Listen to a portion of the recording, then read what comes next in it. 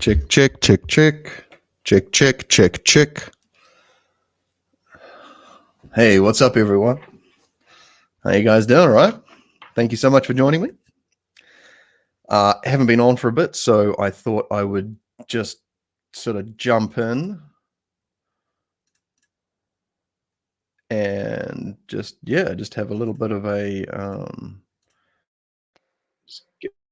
right. Check, check, check, check, check, check. All right, there we are. Cool bananas. Yeah, what's happening, everyone? Hope you guys are having a great week and all that sort of stuff. Like I said, I haven't been on doing a live for a while outside of a couple of the interviews, so I thought I'd just randomly jump in, see what's shaking in the hood. Yeah, I know. I'll just hang out until we get a few more people in the chat, see who's around. Yes, this is a members only chat. It's a members only situation here. So I just wanted to make something for the people that have decided to join up on the YouTube. Very grateful to you all. Thank you so much. So yeah, this is for you guys. Cheers. Thank you so much for choosing to support the channel.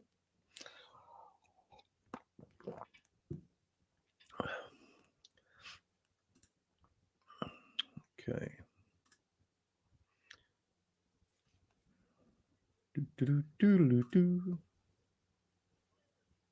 Okay, where are we? See if I can do this without.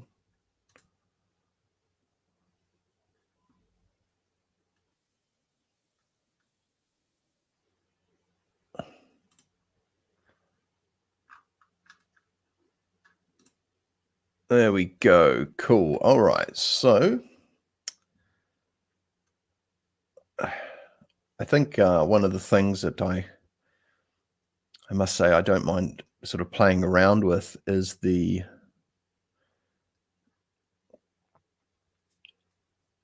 where are we? Just trying to figure out how to sort of get the most out of YouTube for you guys and myself.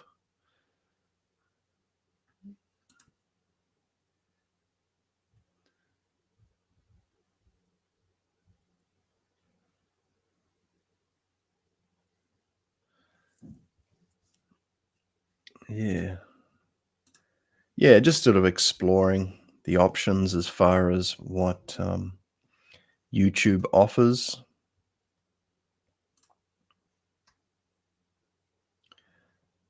Let's see, Facebook page. Let's see if I can add this to my Facebook.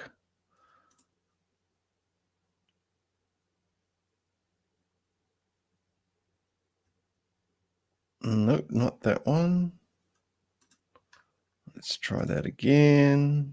Facebook profile. Let's try this. Do.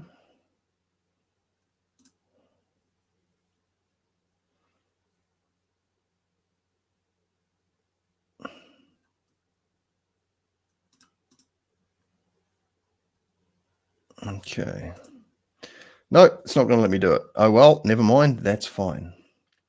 So yeah, I'm just going to bump up some memes on here for the moment. Is there a better one I can set up here? Not really.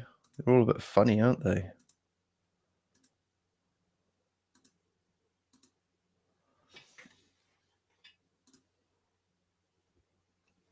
Yeah.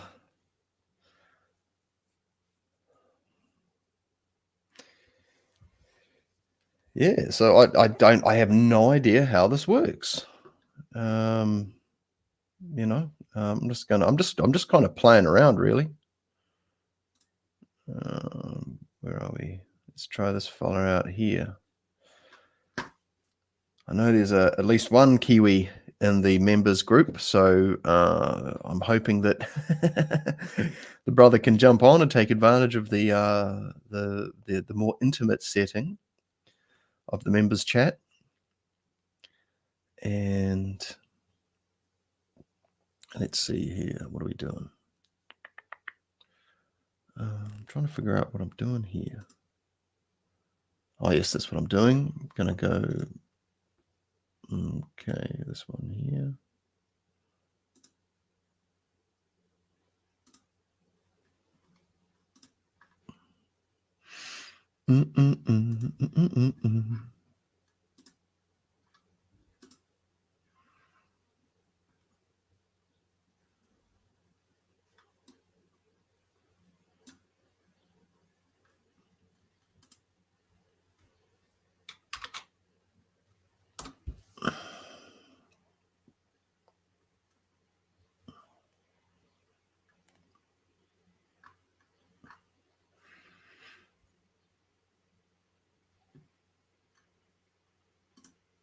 Oh man, the computer's getting pretty warm.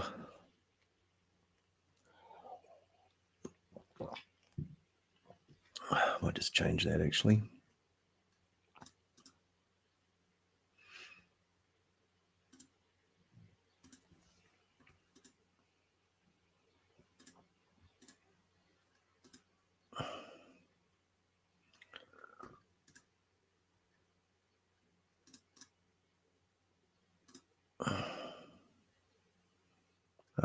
For YouTube and live at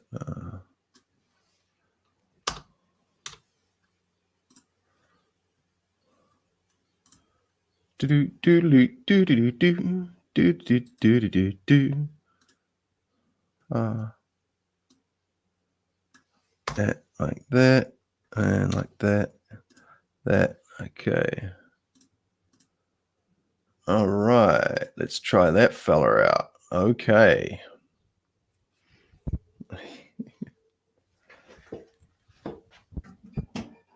See if this comes through.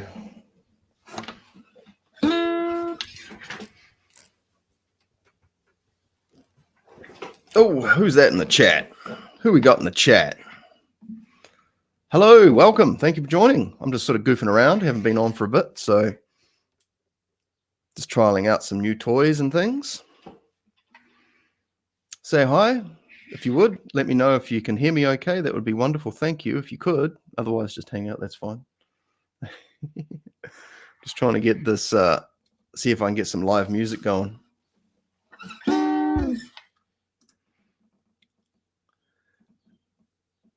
Emma's 2013. Oh, hey. What up? What up? Great to see you, man. Thank you so much for joining in. What's happening? What part of the world you in? Just having a hangout. Got a meme up here. Let's see. Let's jack my chair up.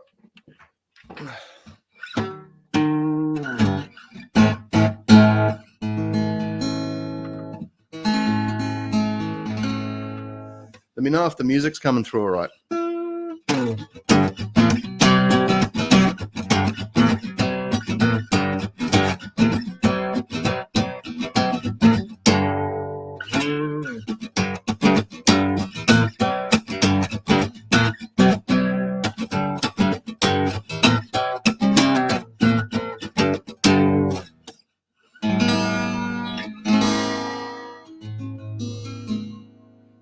Yeah, I have weird issues on my phone. I've got a bit of an older Android phone, and when I try and do comments on YouTube or chat, it just freezes. And if I try and shut it down, the keyboard freezes on the home screen. I don't know, man. I think they're just trying to get me to buy a new phone. That's pretty much it, right?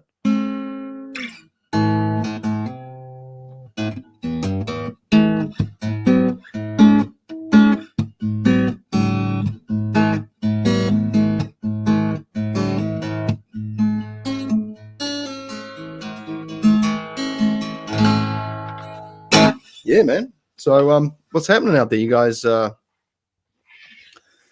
see if I can get the guitar and a bit more of the guitar, and I'll see if I can trim that that thing off the bottom of my name. I thought it was quite fun. Professional metaphysical enthusiast. Oh, where are we? Headline. There we go. Phil. You guys kind of know it's me anyway, don't you? You don't really need my name up there, do you really need my name up? Do I need my name up? Just get rid of it. Oh, no, I'll put that up there. Phil. There we go. Just in case anyone forgets who I am.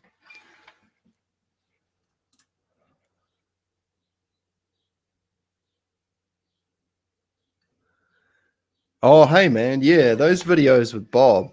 I've been trying to get Bob back on. actually. He's so busy. Like, he's such a hardworking dude, man. Like, he's just cranking out vids. He's traveling.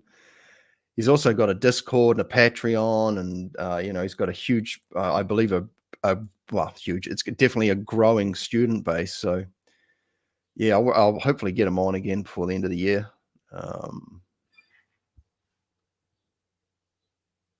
Yeah, Bob's great, man. Like, I tell you, he's because I found Mark Rasmus and then I found Bob just by accident, and both of those two fellas, like, Mark's stuff is really, and even Bob will tell you, like, he says it, Mark Rasmus just sort of shows up out of the blue in the Midwest, whatever. I think Midwest, did he say, or something? I can't remember. I don't really know the States that well. Haven't been there, but yeah, he was. He's like, bro, this guy shows up and he's next level. Yeah, Mark Rasmus, man. I just, man, I tell you, I after years of searching, this fella just shows up out of the blue, and yeah, it's pretty wild actually when I think about it. I'm gonna see if I can get a better view of the memes on here. Oh yeah, that's cool. Oh, bro, yeah. You're yeah, I know you from Facebook, man. Yeah, I saw the setup you had outside with the glass blowing, dude. Sort of checked out a bit of it. That's cool, man. Yeah, Akasha, that's such a cool. That's awesome, bro. You want to pump that fella, right? Yeah. I'm just gonna see if I can make a better screen here. See, at the moment, here I am. Let's see if I can jimmy that up a little bit. Here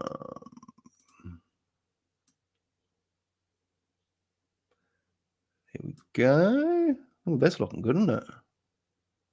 Man, there's heaps of fun things you can do with this. One person and shall we have a circle or a square? Let's have a square. There we go. The cut down version of Phil. Brill. Let's trim that up a little bit. No, I can't crop it. How bizarre. Yeah. Thanks, bro. Yeah, well, I'll play a little something. I'll just see if I can just crop the screen a little bit. I don't think it's going to let me change the borders of the container. I don't know. I'll just leave it at that. Sweet as. Save. Oh, what? That's funny. Oh, it didn't even work proper. I'll pull up another meme. One's a bit easier to read. Oh, they're also small, aren't they? Oh, never mind. Okay, here we go. All right, so I'm just gonna play a bit of guitar. Let's see how it comes out. I'll pull it down a little bit. So I'm using a mic that's a condenser mic, so it should pick it up all right.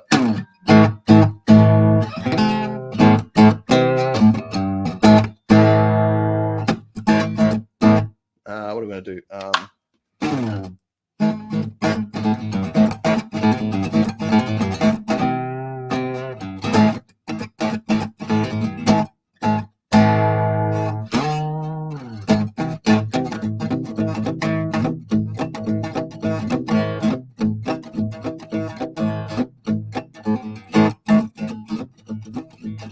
So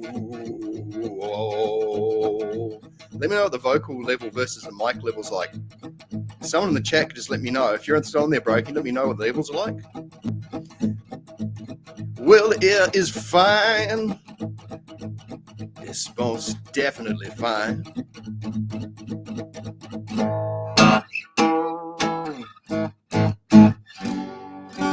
I think there's a level sort of normalizer in the software too. Let's try a little bit of finger picking.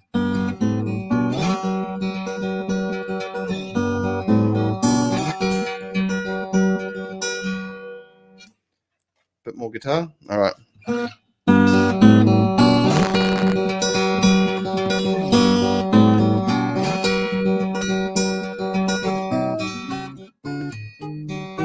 You trim my nails.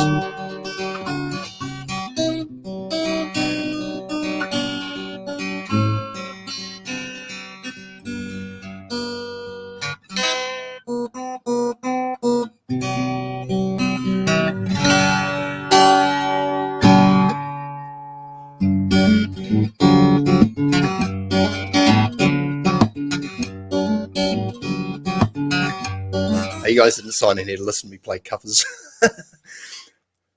I used to really enjoy playing covers. See if I can get that. Just there we go. This one here.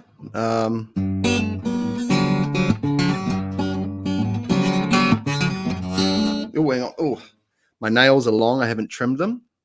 If you want to play guitar, I used to tell this to my students, especially the girls. I'm like, if you've got long nails on your left hand and you want to play guitar, it's going to be one or the other pretty much, because there's a bit of pain that comes from when the string gets stuck up between your finger and your fingernail.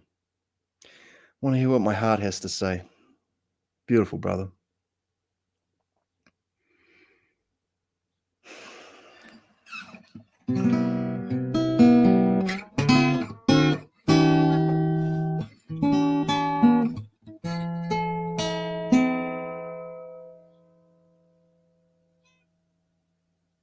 Yeah, that's correct, brother. Oh.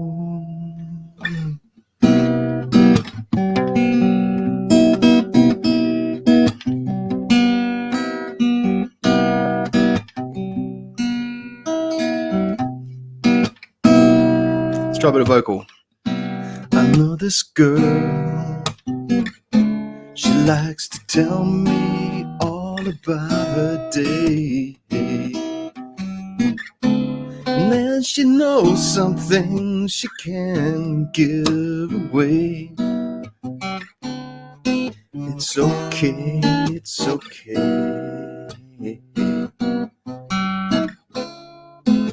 She's got something that won't quit. It just stays. And I feel the voice inside her heart. And then she comes to me and she sees me in her stride. It's okay, she's always on my side. I just don't want to see her smile without a cry. That's not right, hang on. I just don't want to see her cry.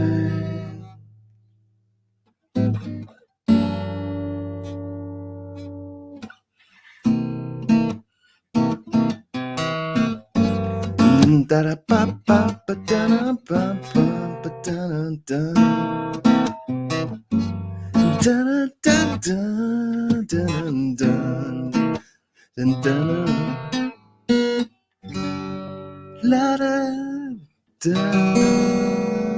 da da la da da da.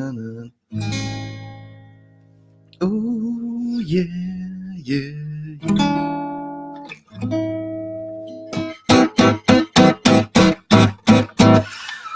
Facial expressions, bro. You should have seen me on stage back in the day, man. I think I put some photos up. I've got these, like, you know, especially when you're playing blues, you know, like you're pulling out the Stevie Ray Vaughan, like the.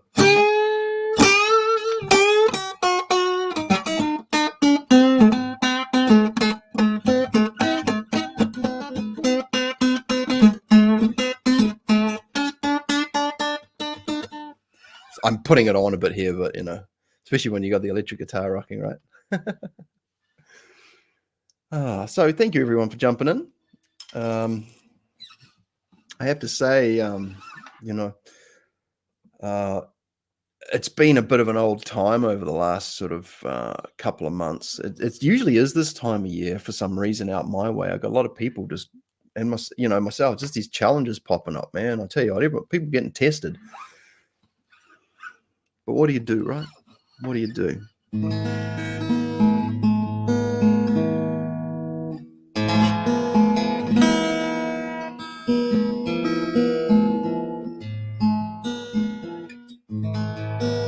Seems to happen every year. We have a what's called the season of death this time of year. Sorry, sounds quite dramatic, but it's a you know, we're at the end of the winter cycle, and it's the peak of the darkness, and then spring comes up, and where I live, the weather's nuts during the springtime. Yeah, a lot of people they just you can just bank on it that it's going to be challenging, and it's good to know this, like there's these kind of cyclical, and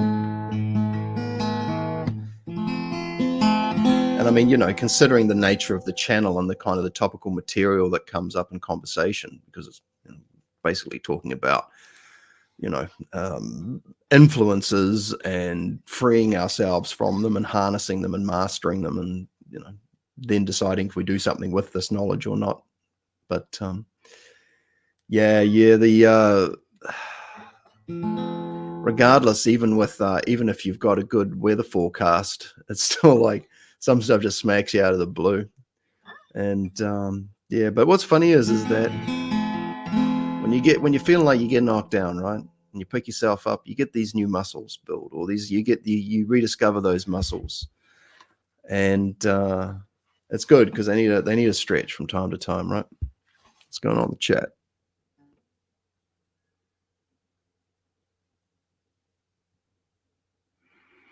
Yeah, bro. Yeah, Scorpio season. You nailed it.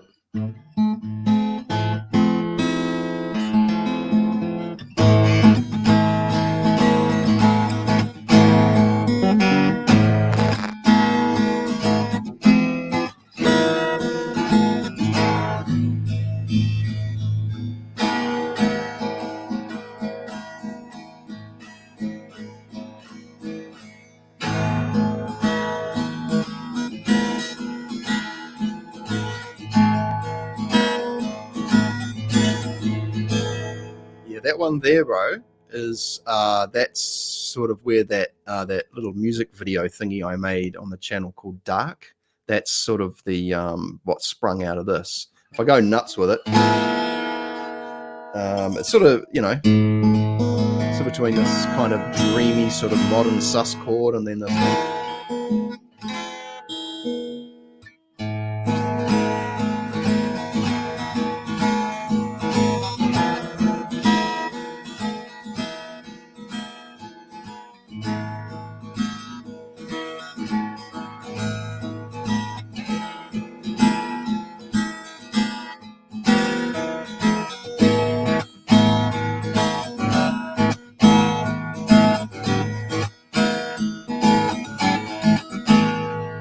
I'll tell you what.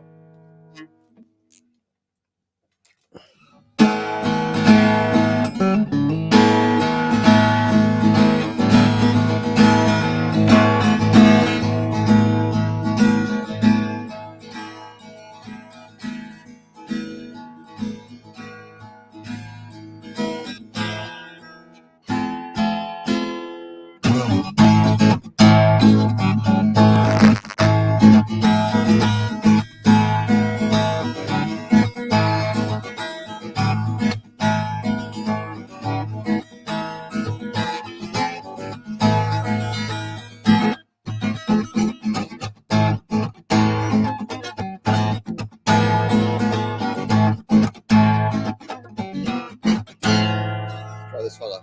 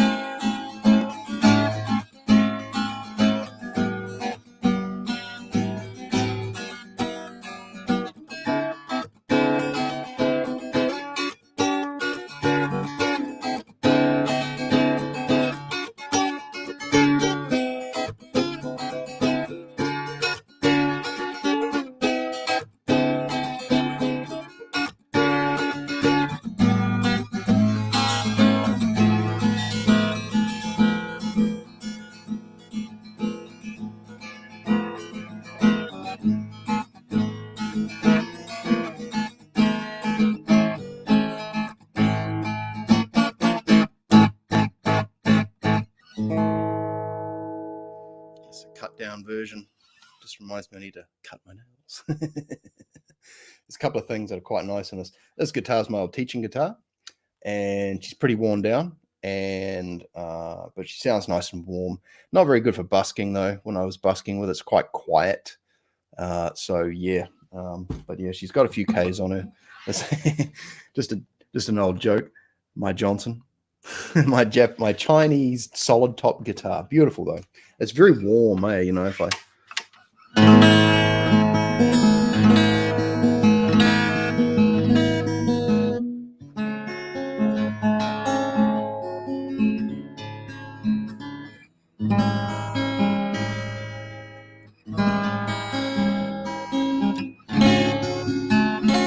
oh yeah.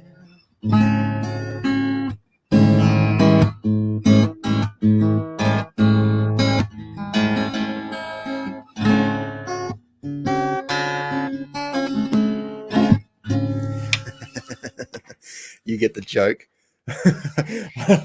Back in the day when my mind was maybe a little less refined, I'd say, excuse me, I'm just gonna, okay, I'll get my reaching for my guitar, say, look, I just want to let you guys know in advance that I'm getting my Johnson out. Okay, all right. Because you know, when you're a muso, you tend to be you're like sometimes 15 until you die. But that's just me. Back in the day. Speaking of which, Mr. Randy Sanderson, how are you, bro? I was thinking about you the other day. I was thinking, when was the last time I caught up with my mate Randy? And here he is. It's good to see you, my man. What's been happening? Just chat away, guys. I'll tell you what. I'll drop this. I'll keep the memes fresh and cranking. Let's put Phil in the naughty corner there. There we go. I'll do it like that. Hang on. Where are we? I'm glad to hear that, Mr. A. It's good to hear. Good to hear. There's some pretty classy memes on this. Oh, Chuck Berry. Yeah, right. Okay. Yeah, we used to play a few Chuck Berry tracks back in the day, all the classics and that. I played in this like blues band.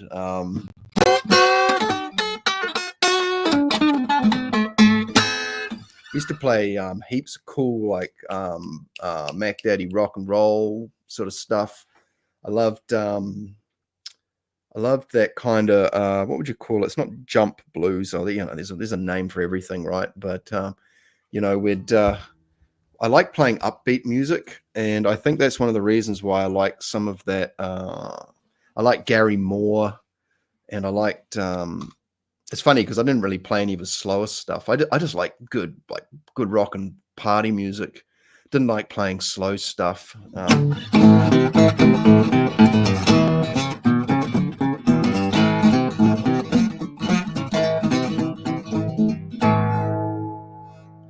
Do I know My Ding-a-Ling by Chuck Berry? Not off the top of my head. I could probably listen to it and figure it out. Opeth. Somebody was saying that to me the other day. They're quite a hard band, aren't they? I think from memory. I hung out with a lot of metalers back in the day because I kind of listened to a bit of metal. But yeah, I mean, I just sort of like was quite happy just to hang out and listen to what was going on. Mostly, honestly, to be fair, as a guitar teacher, you're spending a lot of time listening to mainstream stuff. Yeah, I've had a few people mention Opeth. They're quite an exceptional band. But yeah, I just kind of switched off listening to a lot of music because it's just on the path, when I sort of got burnt out as a teacher and I just stopped listening to music. Now I listen to like just really nice sort of meditation music. But yeah, send it through and I'll check it out, bro. I do from time to time. I'll have a bit of a splurge, but yeah, I've actually spent a lot of time trying to get back into music and rediscover, the thing. But struggle to find it, to be honest. I tell you one thing that did kind of grab my attention for a little while was sort of Celtic alternate tuning music. I just really liked interesting melodies that it evoked a sense of mystery, I guess, and I guess as far as a guitarist goes, a lot of us will spend time What's this doing? Why isn't this working? We spend a lot of time listening, like we might play a lot of rock and that, and and the origins of that music are not completely unrelated to sort of ancestral roots. Obviously, I'm European, and rock came pretty much out of blues and jazz and that, mostly out of blues, but the Celtic thing about the interesting chords and this time signatures and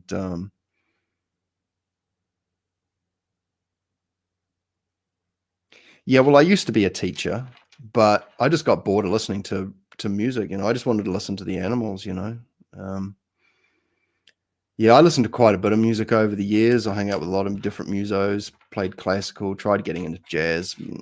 Jazz, yeah, I don't know, just never really did it for me. I like watching impressive musicians. I liked guys like Guthrie Govan and I like a bit of Satch and Steve Vai and that. But mostly what did it for me as a muso was sort of the hip hop and rock infusion, because there was I like good showmen. I liked guys like, I was really into Guns N' Roses, just because they had like a menacing kind of, not menacing, yeah, but they had an attitude to their music. But yeah, I kind of just switched off. Like even now, like I'm actually kind of done with it. Like I can do about 5 or 10 minutes with it. If I'm trying to, if I want to play for people, I don't know. I just kind of get a bit over it. And yeah, sorry guys. I'm good, like I said, for about 5 or 10, and then I just sort of like switch off. Yeah. But I really enjoy listening to, stuff like, I don't know, like I just like listening to sort of more natural music. This is pretty fun. Yeah, Guthrie is awesome. Actually, let's pull up some Guthrie while I'm here, right? Go on. That's what's funny is that I stopped playing and I started listening, and it hasn't made me want to play, but what it has done is it's just got me back into exploring things again. I'm not like a lot of music's just noise to me now. Music that I used to love and that, I don't like having music on in the background unless it's like harps or flutes and things like that. It's just, pretty much a monk now. I'm not a metal monk. Where are we? Oh, this is one of my favorite. I really like Guthrie because he's just a flippin' legendary. Where are we? Hang on, where are we? Guthrie Govan. There's one track on here that's just flippin' wild, man. Well, they're all pretty wild. There we go, Bullet Blues. If you haven't seen this, dang, man. This cat is wild, man. He's one of those sort of players, and where are we? Where's Mr. Guthrie Govan? Here we go. I'm trying to thank you for being so patient, everybody. Okay, let's do a share screen. Where are we? Stop screen, present, share screen, Guthrie Govan, share. Here we go. Let's throw this fella up on the stage, eh? Check this guy out. If you ain't seen Guthrie, oh man, have I got a treat for you? Why is it only coming up? There we go. Let's watch Guthrie rip it up. See if this comes through.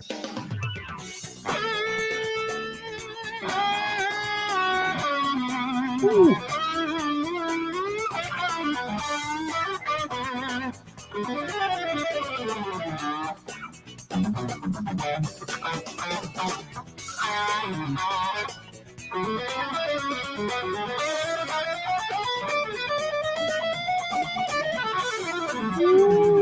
Damn!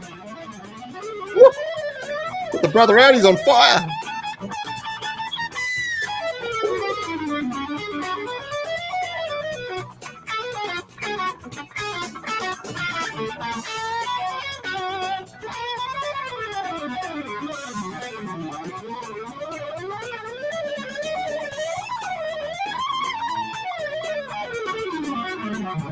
And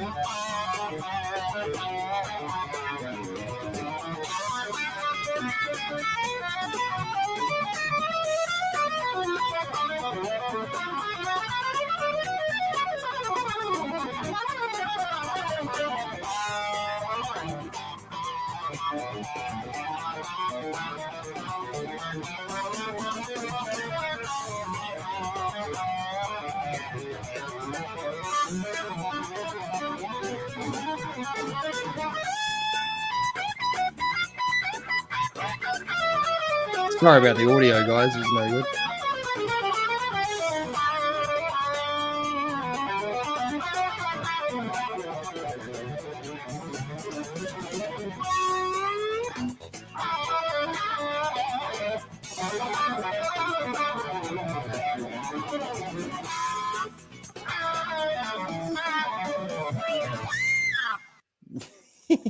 Sorry if the audio wasn't there great, fellas, but yeah, back in the day, everyone was trying to get his chops going, and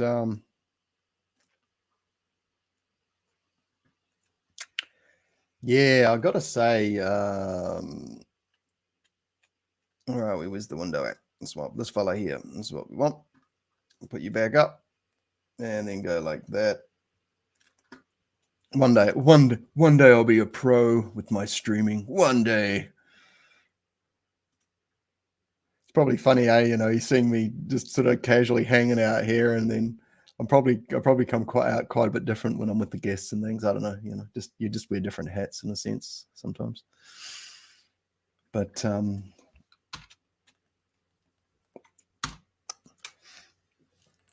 yeah, I think too that something I found interesting about music is that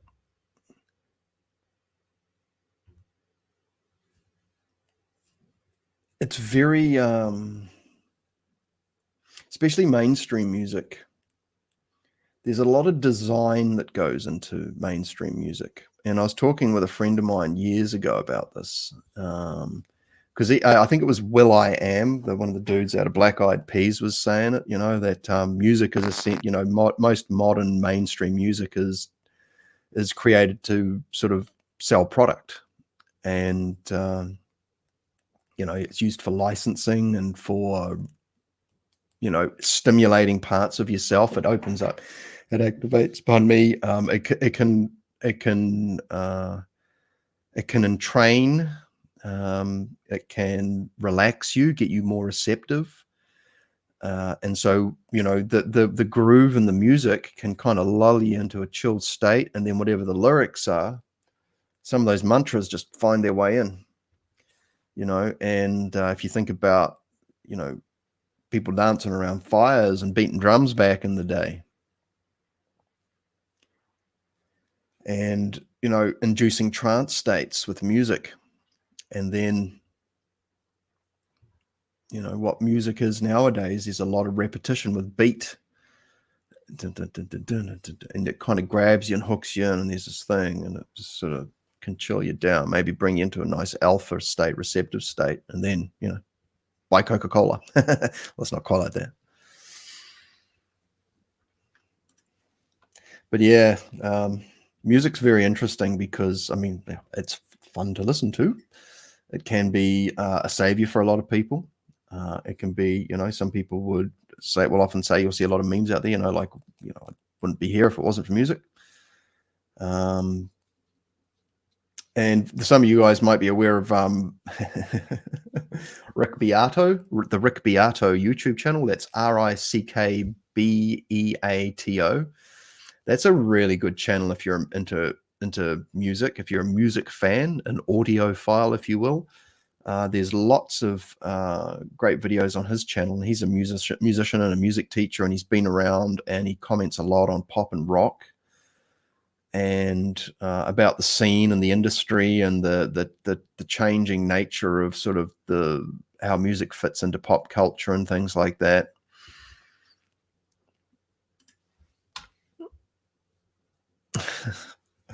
I saw this one and I was like, oh, it's the truth though, isn't it, guys? We know it. Yeah, I really enjoyed listening to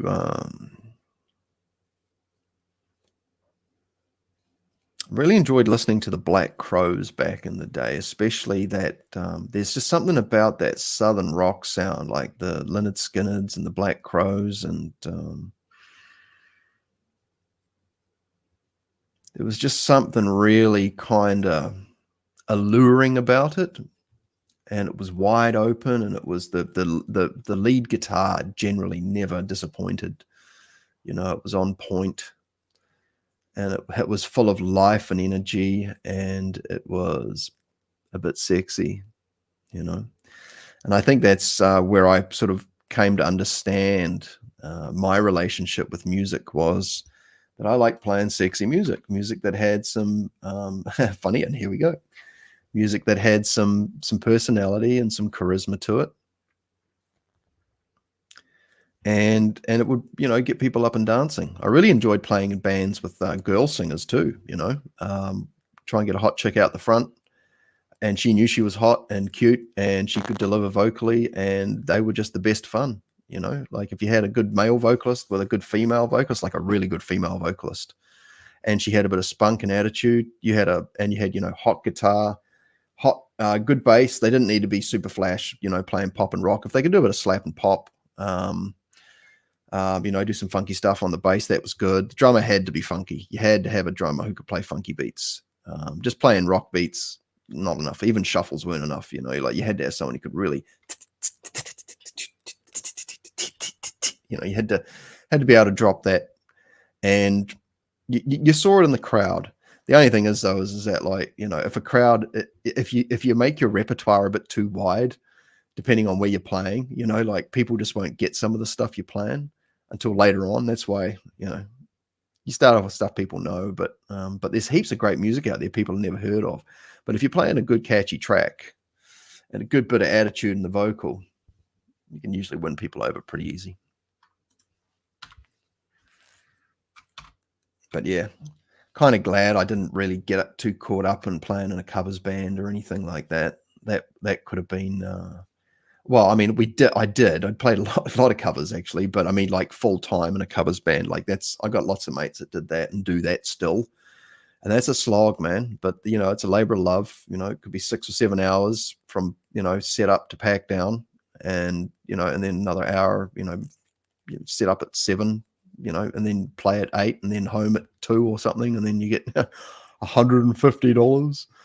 I think, you know, when I talk to people nowadays, if anyone was going to ask me, especially young people, I'd just be saying, look, if you want to do this professionally, you just want to get the big songbooks down and go play corporate gigs. Weddings, probably not too bad, but you got to stay real active in that. And I mean, playing bars and stuff, oh man, venues over here are just, there might still be a few good venues left that want to help out musos, but generally speaking, they're just like eyeing people up. You know, he's, you know, they're trying to see you. You know, yeah. I just dealing with venues over the years. I played this wedding once, and one thing I found about weddings was, love Star Wars. One thing I found out about weddings was that everyone's there for the same reason. Generally, they're there to celebrate an event with their friends and family, and there might be a fight, whatever, but it gets sorted out. But you've got people who know each other, and when they're paying for a band and the band's there for 3 or 4 hours, man, everyone starts dancing pretty much straight off the bat, right? And they're just wanting to have a good time. There's drinks and food and a celebration, you know. we played this one gig and that was beautiful. And then right next door was like a bar, and we went in there, and the band that was in there, the band was friggin' awesome. And they were super pro, and they drove like, they were spread out, man. Like they were like living in central kind of ish New Zealand in the Waikato and in the Taupo area, Kinleith region and that, and they would come together because they wanted to be pro, and so they would do the big drive to the practice room. I mean, you could be spending 45 an hour on the road easy to go to band practice. I used to do it when I played out west. But we went into this bar after playing this killer gig, and I mean, I was just sort of invited to jam because their other guitarist couldn't make it, and it was all backing tracks, and oh man, I don't like playing. I mean, I like that Guthrie Govan thing, jamming over the top of backing tracks it's fun. But that's just me in the room, you know. Like if I was going to play live, I don't know. Like these were like pop tunes and rock tunes to a backing track at a wedding. We didn't have a drummer and we didn't have a bass player, and it was 2 guitars and a vocalist. And the vocalist was good, but you know, we went next door, and these guys were just amazing musos. But there was like 10 people there, and they were all standing against the wall. And this is like 9 or 10 o'clock at night. So. What's happening in the chat, everyone? You guys all good out there? But yeah, you know, finding, you know, music. I think, you know, you can go out into the forest and you can hear music. And, you know, we got a lot of native birds and just birds around here. And we've got some, the neighbors had some family move in temporarily, and they've brought a couple of these cockatiels, and it's just so interesting to notice there's a new bird and a couple of birds in the hood, because you get so used to listening to bird sounds, and so when a new bird sound enters your area, you really notice it, and it's lovely. I mean, actually, I'll see if I can bring it up. I might be able to bring it up. Let's see. Oh, no, it might not work, actually. That's all right. That's okay. But, yeah, we get birds hanging out here heaps. They're flipping hilarious, too. We get tuis, you know, for those of you who know what tuis are. And I'll see if I can bring it up, because it's pretty cool. Hang on. I'll drop that out. Stop the screen. I'll get to you, bring you over there. So those of you guys who are on my Telegram channel would have seen this. I'll see if it comes through.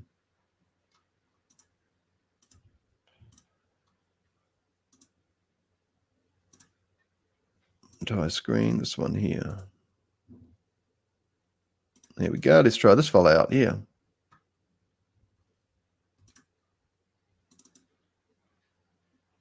That's a tui. That's a Chatham Island tui. It's got the orange roof on it, on the head there. That's quite unusual. Normally they've just got like a black head. But yeah, these guys are real characters, man. Really territorial, really agile, fast. They'll carve the air up as they fly around. And like when I'm down in the bush, like doing some Tai Chi or Qigong, you know, whatever it is that I'm doing down there, you spend enough time down there, they'll start flitting past your face and that. Real characters. But yeah, they're such dicks to each other. We've got a bird bath, and where are we? Where's their memes? I gotta have my memes, man. Where's my memes gone? Where are you? Memes. Here we go. Back to the memes. Remove. Stop screen. Present. Oh, this is a pain in the butt. I've got to get better at this. Where are we? There we go. This one here. So this is great. Oh, this is hilarious, man. I love this so much. I tell you what, people, it's like memes just in general. I mean, these memes, imagine if we didn't have, you know, these memes. And this one here, this is just, I mean, it's not the meme, it's just the pencil sharpener, but it's just I just love it. I just love fresh, clever even if it's, one shot kind of sight gag type stuff. But anyway, what I was saying is we have this bird bath that actually broke today. Oh, I'm pretty gutted about that. And, oh, hey, what's up? Thank you for joining us here. Appreciate you guys joining in the chat, jumping in on the stream. Oh, we've got a few more people. Cool, crikey. My YouTube analytics tells me that no one's on this time of the day that checks out my channel, but seems to be not the case. But these tuies, that one of them will jump in the bird bath, and they're quite skittish. We're in a metro area, so they're not too relaxed around people because there's cats and stuff. But this tui's having a bath, and this other tui will just come down and just like chase it away. They won't give each other any peace. They'll just, you'll be like, all right, no one's around. It reminds me of Jackass. They can't do anything without their mates pranking them. And these birds are exactly the same. He'll just be minding his own business, having a bath, and one of his mates will come and like have a crack at him. Oh, it's hilarious. Oh, I think we might just be just about out of memes, actually. Hopefully not. Yeah, this is great. I think the cutifying,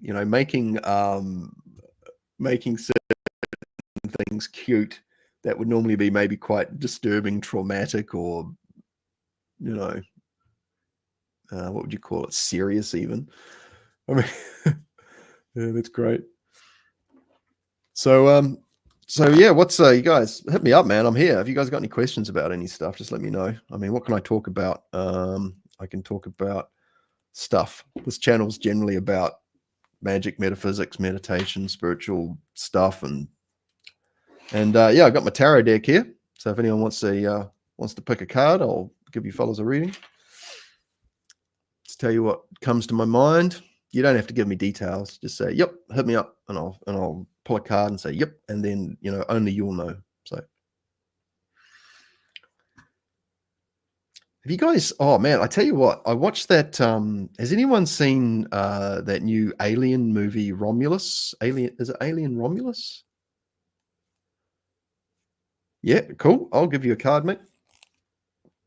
I've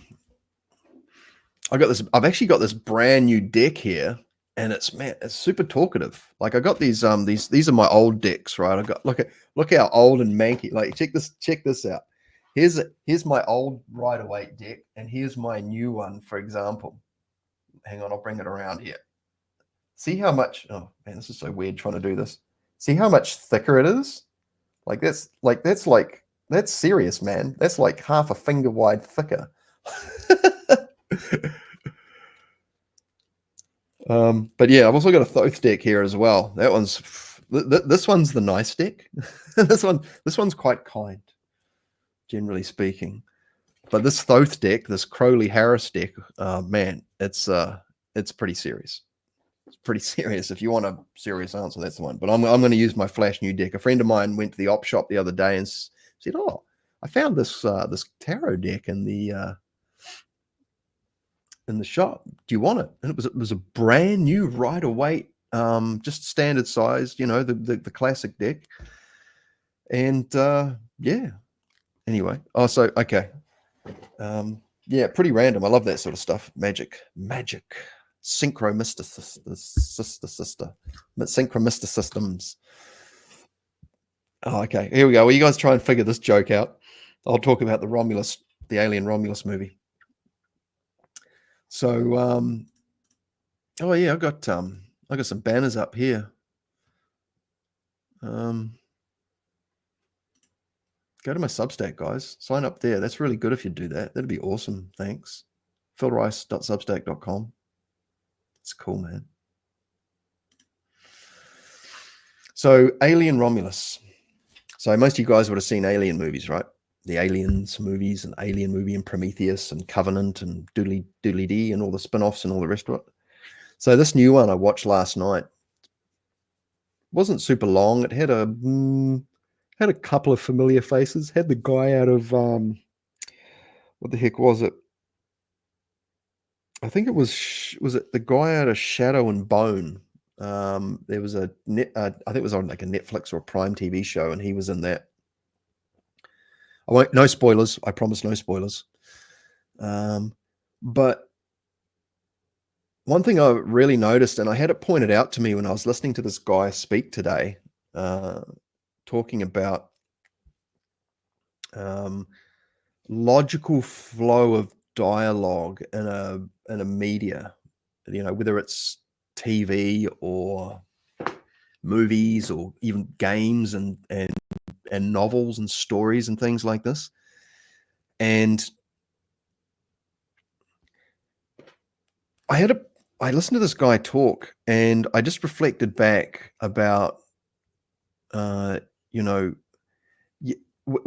it's like, that's the best way to put this. So you're listening to two people speak, or you're watching a story or a narrative or a plot line unfold, and there's these holes in the plot. And some movies you can be forgiven for a couple of things. But one thing I've noticed is that there seems to be this growing kind of consistency of just sloppy writing in movies and things, where they set things up and don't pay off, or they're just literally like overdoing the exposition. They're just talking about stuff, like there's no subtext. Like it's really simplified, and there's this there's a lot of, I'm just trying to think of some good examples here, but there's a lot of stuff that just doesn't make sense. And I was thinking about this because I'm fully aware of the nature of, well, I can't say I'm fully aware because I'm sure it goes even deeper, but there is, without a doubt, social conditioning that goes on via the entertainment mediums. And, they present ideas, it's like that. For example, when Hillary Clinton was, running for president, that's the 2016, they dropped that Ghostbusters 2016 movie with the chicks in it. And prior to that, they had another TV show called Madam Secretary, when she was running for something else. I think it was for what the heck was it? She might have been running for the DNC or something. I'm not political. I'm apolitical. Technically, I'm an aspiring anarchist.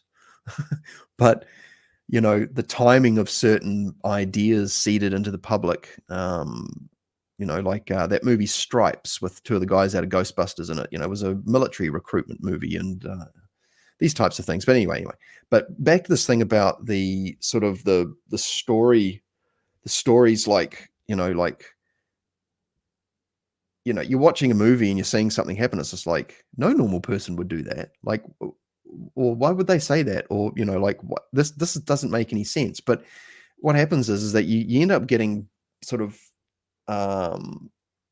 beaten over the head with all of these graphics and CGI and stunts and things like that. And it kind of overshadows the writing and the congruency of the plot and the story and things. And I mean, classic example, I can't remember which one of the Star Wars sequels movies, somehow Palpatine survived. And I'm like, the bro got cut in half. And he came back, and it's just like, they're just like, oh, we want to bring this guy back in because we know he's got he can get us some fan credit for bringing him back. How do we do it? We'll just put in something like, somehow he survived. They just come up with something to make the plot work. And it's like, I mean, it's like the whole multiverse thing as well. A lot of the big franchises have gone to this multiverse thing where there's like, it doesn't matter if they die, we can just bring them back later. And, constant exposure to that. And, imagine if regular exposure to that kind of like incongruent, like when you're engaged with that stuff, you're more receptive to things subconsciously, especially, unconsciously you're taking on things and patterns that don't make sense. You're overlooking things, and it can start to affect your own logic mechanics. And that's why some of this newer stuff, I mean, there's always political messaging, but, as far as sloppy writing, and I don't think it's sloppy, actually, I think it's actually, a lot of it's done on purpose. It's actually making people dumber. It's limiting their ability to make sense of things, and they just happily overlook things. And so when, big people wearing white shirts and ties or whatever it is they're wearing get up in front of the podium during government press conferences and things. They can just say whatever, and doesn't always matter if they make sense or not. People just get used to it's we trust whatever's going on because they've been conditioned maybe from the pop culture stuff to not really read between the lines or go, this doesn't make any sense. I'd be very hesitant about exposing, I don't have any kids, but I've been a teacher of kids. I'd be very hesitant about exposing them to modern movies, especially, even just because of that. Especially during their formative years when they're learning to make sense of the world. The last thing you want to do, in my view, is expose them. And you're basically endorsing stuff when you plop them down in front of the screen and play a movie for them. And they're watching this thing. They don't know that it doesn't make any sense, but they're taking the information in. It's like that whole thing about, you read you're looking at a newspaper page and you're looking at this one article, but your mind is your subconscious is picking up everything else on the page, and it's picking up maybe like the meta or other things. And yeah, it's actually quite concerning because not all countries do this, but some countries seem to double down on it.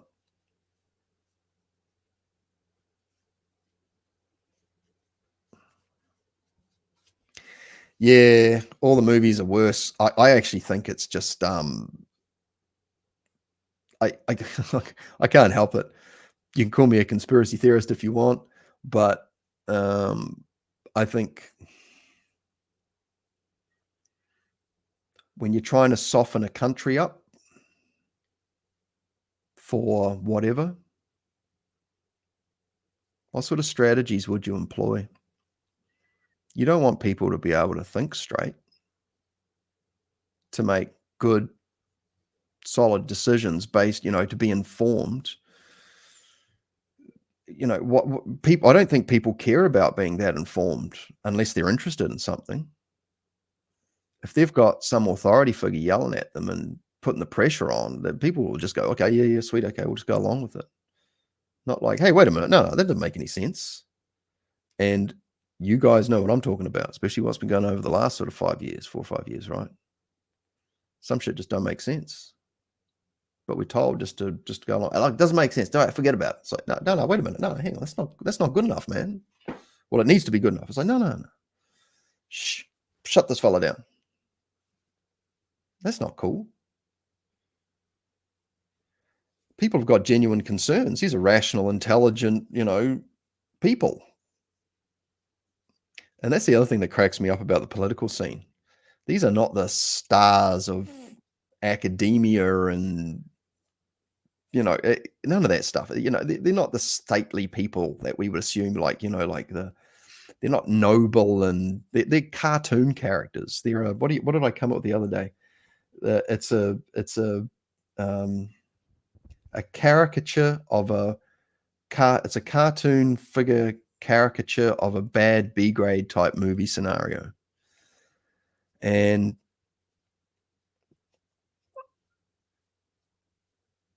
yeah, bro, you just nailed it there. Character development, world development, story congruencies, all these types of things. You think about how invested people get when they watch movies and TV shows, right? They find a character and they fall in love, and you can't say anything bad about the character. They get upset. This whole identity politics or just celebrity culture thing, there's a real issue, with people just like buying into stuff without questioning it. Like even my favorite teachers and speakers, and if I find myself even leaning into being a fanboy or something of someone, especially, I'll be like, wait a minute, check myself here. I'm going to see if I can find. I want to make sure I can find some things where I don't agree with them. I'm going to try. I'm not looking for flaws necessarily, but they will sometimes appear.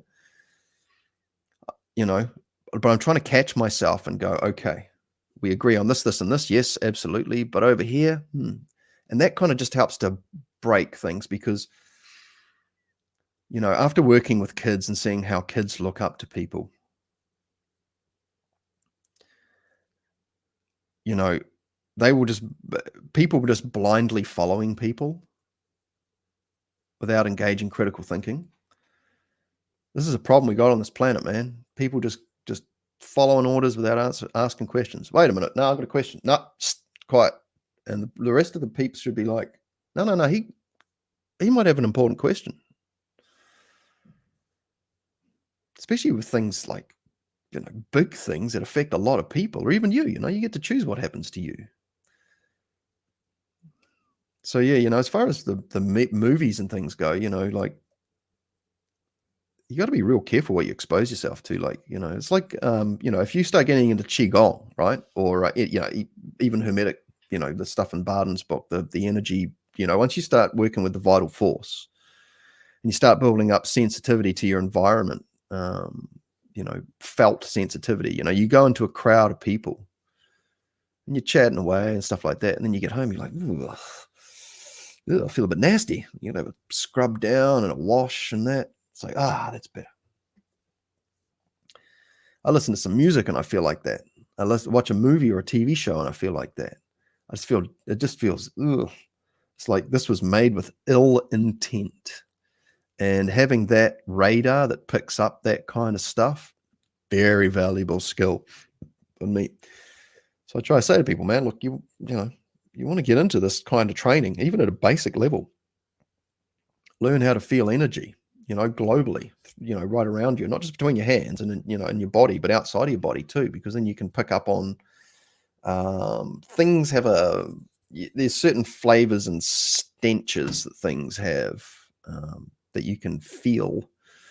And you just know, I'm sure that people watching this will know, you got to build a good bullshit detector, or you got you just kind of know, you don't even have to sort of try and quantify it. You just say, your gut tells you. And I think that's why, with just state-sponsored sort of bullshit that goes on nowadays, it's a good, there's never a bad time to have a well-tuned bullshit detector. These people are blatantly lying in a lot of cases, right? And I'm not going to get all up on my soapbox about this, but you might know what I'm talking about.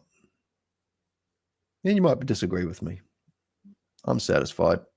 My conviction's born of comparative analysis mostly. There's a lot of very intelligent people that have written large volumes that detail things out and help you make sense of things. I think that's why I'm sort of drawn to metaphysics, understanding universal principles.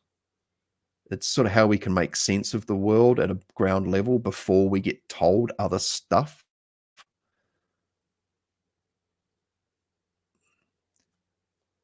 Yeah, I'm reading the comments and I'm reading what you're saying about the vital force thing. And sometimes ignorance is bliss, What did he say in the Matrix? Put me back in. I don't care. I just want to make me rich and put me back in. I don't want to remember. There's another meme. That reminds me of that meme with that Indian dude. He's like,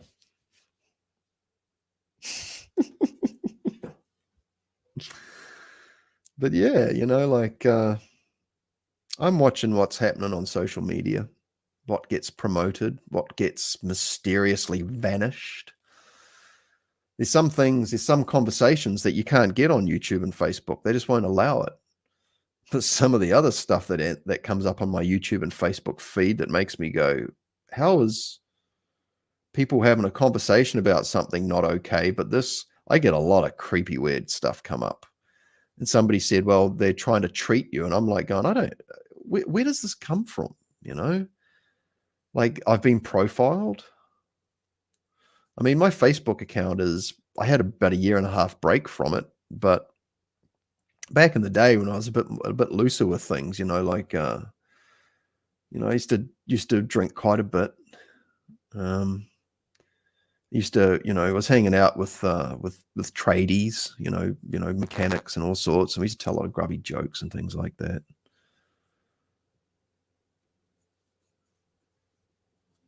but not of the nature of the stuff that comes up on my feed. Like it's vaguely inferring things, like but it's still quite obvious what it is. And I like that word you said, sinister. It is, there's a program going on. And it's not cool, man. What are we leaving behind for the kids? And, what kind of kids are we leaving behind? The whole quote goes, what kind of world are we leaving behind for the kids? And what kind of kids are we leaving behind for the world? But they're all on to that. I thought about the internet. It was a double-edged sword, really. It's one of the greatest things that we've ever got access to, but it's also like fully weaponized, eh? But you got to go to these other ones like Odyssey and Rumble and things like that to see conversations that you won't get. And Telegram's great. I know that's most likely a captured unit. I think it's a Russian thing or something, isn't it? The guy got arrested at the airport. I think was it an Aussie or something? Can't remember, but he got arrested. Trying to curtail all this. It's real 1984 stuff, eh? Real 1984, man. What are we going to do, eh? Well, what I found is that if you've got good foundations, like how to, a lot of people getting presented with this kind of like harboring two conflicting or contradicting points of view, how, you get that, well, this is true apparently, and this is true, but they can't both be true or something like this. Cognitive dissonance. And, over here people saying, oh yeah, they're a bunch of, evil buggers. Over here, they're perfectly fine. It's like, well, over here, these natural items are no good for you. You shouldn't touch them. But these fully synthetic artificial things, yeah, no, they're fine.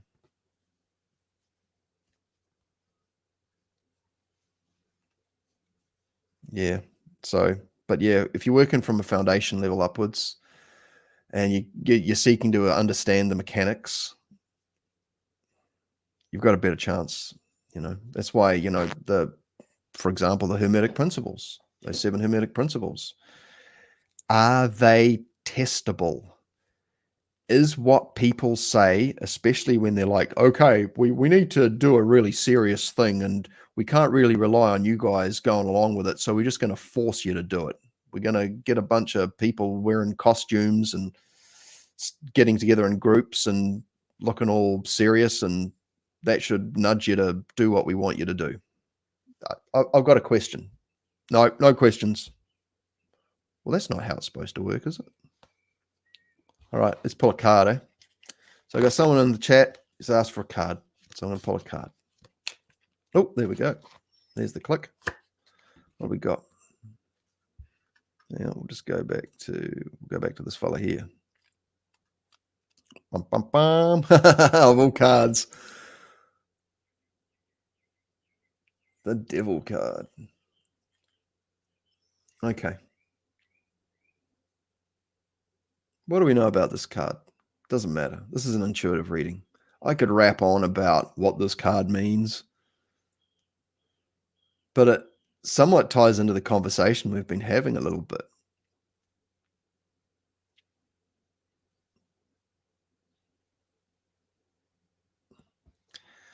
So actually, and just for contrast, I'm going to bust out the same card in a different deck so you can see. Oh, look at that. That's right near the top. Magic, man. Magic, baby. Life's good, right?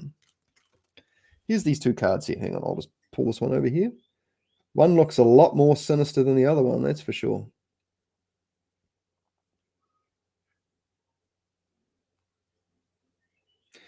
Now, like I said, rather than go through all the different interpretable symbols in it, the Devil card, just as a quick intuitive reading,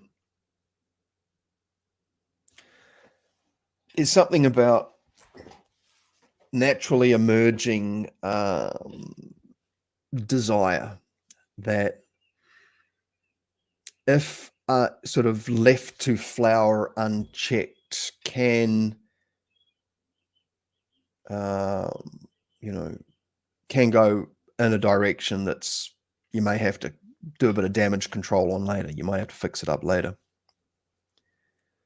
And so, one of the reasons why I'm cranking on this Hermetics self-refinement and empowerment channel and topic is because we can head these things off at the pass.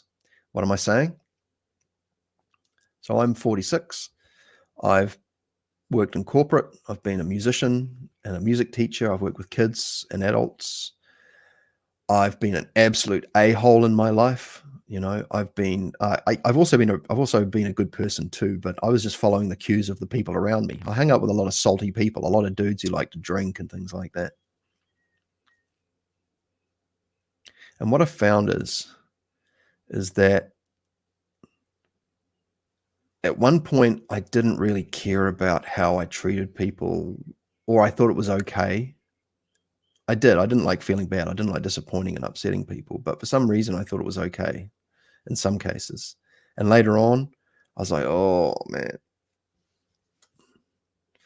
Now that may have been, I have to say that the majority of the worst decisions I've made, or the ones that have given me, it's maybe not worst, I'll just say the ones that gave me greatest pause for reflection, was when I was under the influence of alcohol. I don't drink now. I haven't drunk for, jeez, when was the last time I had a drink? I think I tried having a drink a few years back, but I don't know, man. Since I did all the cleaning work and the refinement and stuff, there's some things I just can't do. I like kombucha though. I think it's got like a tiny bit of alcohol in it. But yeah, I upset a lot of people unnecessarily, a lot of people, I push things pretty far. But, as far as an intuitive reading goes, for the person in the chat that wanted it, I would say there's a couple of things. On one hand, there's genius that just wants to rise. There's a natural force that wants to rise. And we can, like a tree knows which way it wants to grow, right? It just grows. Just this way. Sun's over there, we'll go but this way. Okay, now it's over there, we'll grow but this way. Da, da, da. That's sort of the natural force emerging, the primal force. And, we're not animals. Well, we are, but, we're an evolved sense. And we've got a level of sentience and capability that animals don't have. Made a wheel, make fire, opposable thumbs, complex machinery. Beavers are impressive. They make impressive dams, and birds make nests and things like that. And there's insects and the spiders' webs and all those types of things. But when that natural genius starts to get directed by less refined aspects of ourselves that may be influenced by patterns we've picked up or things that we operate on under the influence of whatever, people, substances, situations, highly stressful situations. Yeah, I'd just say, be mindful of how you step in the world. Think about, just think about, am I stepping optimally? Am I bringing the best of myself forward? I know when the best of me is not coming out. And I look back and oh man, I thought I'd have this nailed down by now. I thought I'd be shooting super straight by now. No, just like the rest of you guys. I'm on a road of sort of finding the best version of myself to bring out. I know some of the people in the chat probably got kids too, and that makes you grow up in a real hurry. Although I have to say, I know people who have children who haven't grown up.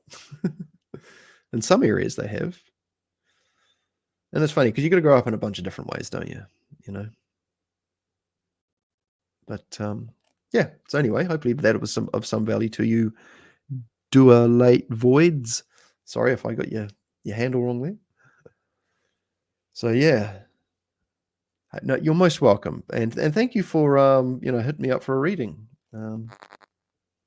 Just kind of rapping on it. I'm not trying to place a judgment on anyone. That's why I'm just doing one card spreads. Like, here's a card, and I'll just talk about it.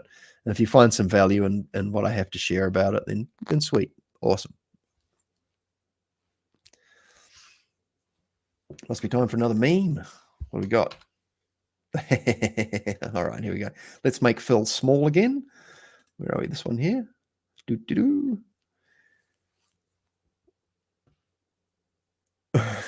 It's been a good run, but looks like my time is up. Well, Death, looks like you finally win. It's just Monday. Get up. It's just Monday. Oh, any of you guys thinking about becoming self-employed? Any of you guys working in jobs that you don't maybe like or enjoy as much, and you're looking for a new career path? Or maybe AI is affecting your confidence in your current career path. I worked for a company for a long time, and I used to think that, they were pretty good, I will say, for the most part, because it depends on the people, on the person in a lot of cases. But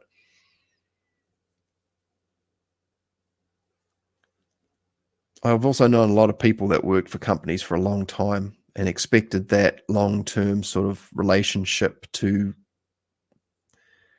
basically like assure them that they will stick around. They will have some security in that. Next thing, they're getting laid off. And they're like, what? You can't do this to me. I've been a dedicated employee for all these years. I've seen that happen a few times. Problem is, a lot of people get too comfortable in their jobs, and they don't want to learn and be flexible, and they create their own little pockets and things like that.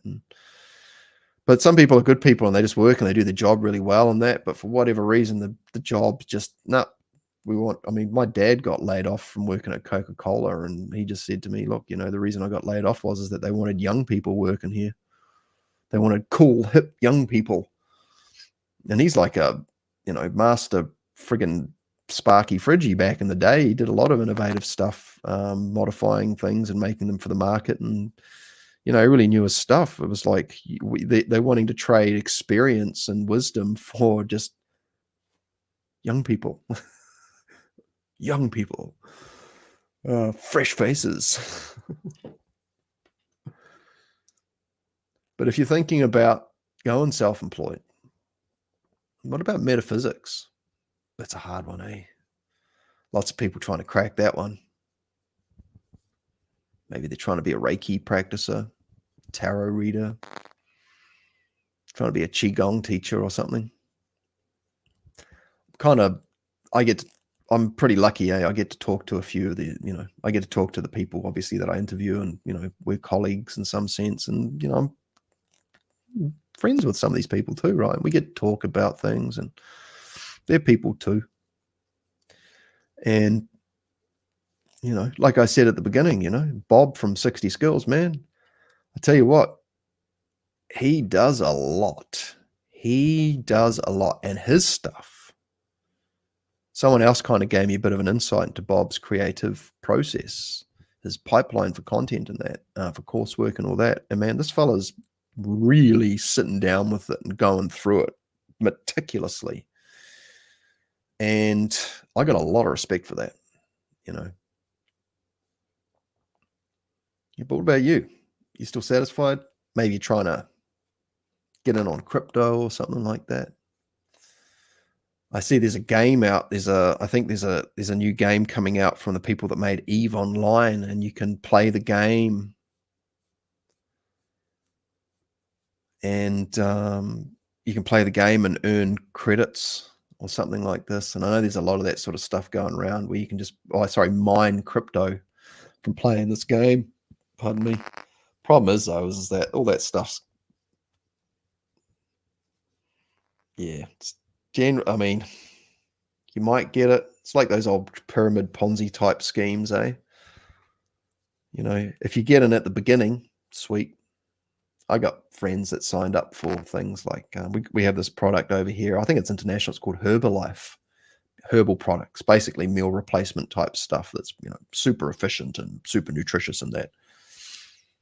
family member signed up with them and did everything they could. Like, they went way above and beyond to set this business up. They went all around. They set themselves up in a local industrial area next to a pie shop, of all things, a bakery, as an alternative. Like, you could go and get bakery food, which everyone went to, or you could come and get a healthy shake, you know. No, everyone just walked past, even when they had the special signs up and that. She took flyers, and, you know, she's a good looking lady. She got one of her friends. They put some nice t-shirts on, went out there and took their smiles out there and went around door knocking on businesses. No. Crickets. But the part that I think really stung is that the person, or the people that, you know, the person above them that got them on, the person that kind of recruited them, because that's what you do. You start it up and then you recruit someone to come underneath you. They promised all this sort of assistance and help, and, you know, we'll get you set up and make sure you're successful. It just disappeared. Once you'd spent like the 5, 8, 10 grand, whatever it was, setting it up, this person was just, you know, was kind of there. But they ended up just going, no, I'm out of here. And then they had to pay it back. And it was pretty stink, actually, because that was their first foray into sort of a serious entrepreneurial kind of self-employment situation. And yeah, such a shame, you know, because especially like if you're doing it with something that's like good for people too, but you're just watching people go past. And look, this is directly related to things like, you know, doing energy healing work, esoteric healing, you know, Reiki and things like that. If you're still listening in on this chat, I'm grateful. Thank you so much, everybody, for tuning in. I'm just going to do a quick plug. If you want to have a one-to-one session with me, you can contact me, philriceholistic@gmail.com. I can offer instruction on Reiki, meditation, readings.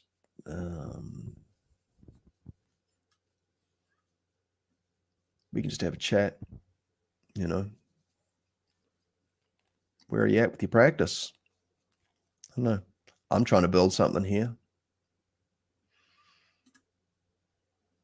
Hit that subscribe button if you're watching this and you ain't a subscriber. That makes me feel good.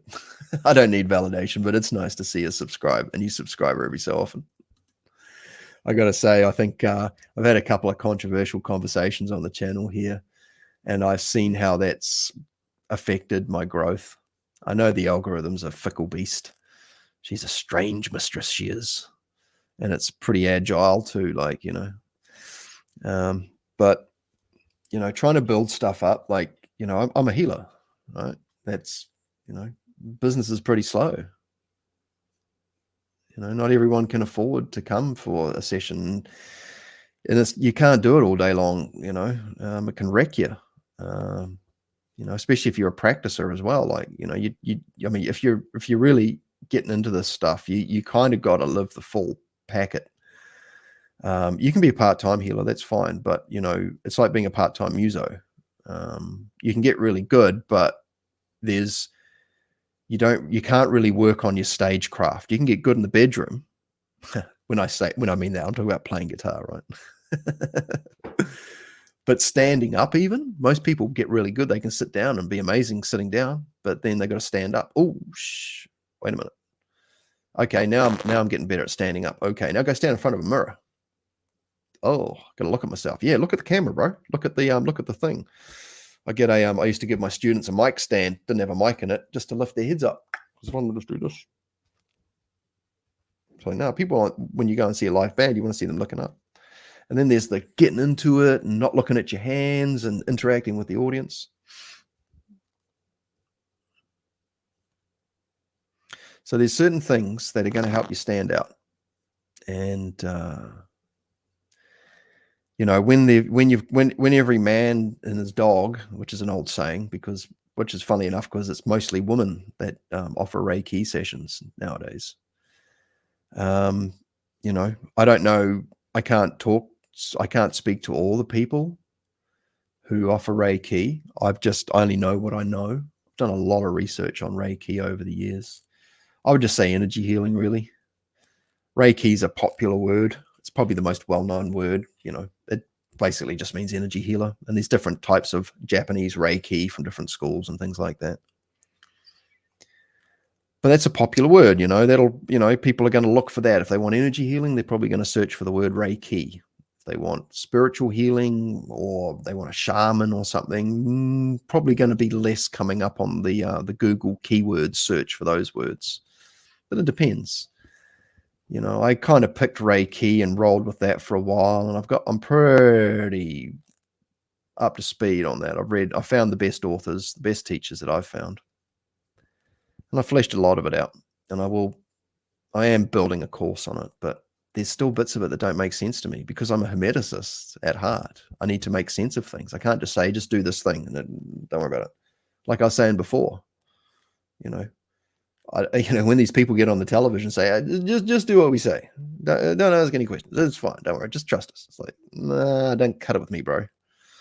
And I have the same relationship with my practice. Like I think one of the fun things about something like Reiki is that, it's a whole nother culture to explore. But yeah, like why did they choose these things? There's a reason why. But as far as like becoming a successful practitioner, say you work in, so I had a question in the chat here. What advice would you give to someone who doesn't want to work 9 to 5, but has no idea what they love doing can support them financially? What they love doing.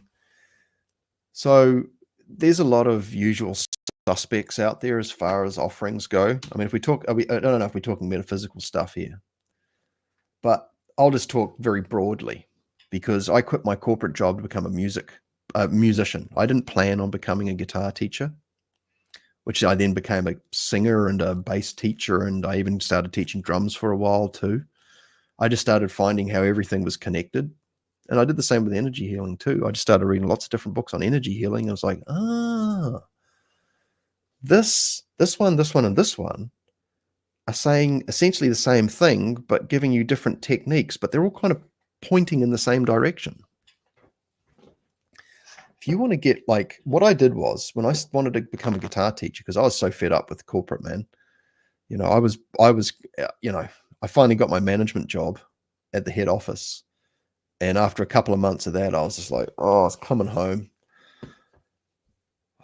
I'd jump on my guitar. First of all, I'd roll a big, you know what I'm going to say. I'd roll a big one and just get really wasted, maybe have a couple of beers, and I'd just play my guitar and just go, oh man, I hate my job. I love the company. I'd been there for maybe 10 years. And I was just like, I was crying, I was like, I'll tell you a story actually. That one night, I was living out in, I think it was Newlands or Johnsonville. So if Randy's still on here, he knows what I'm talking about. I came home and I just had enough of this job. It was insane. This job was insane. It was the same company and I'd shifted departments. I was a parts guy and I shifted into a more technical role. And I was swimming in the deep end, man.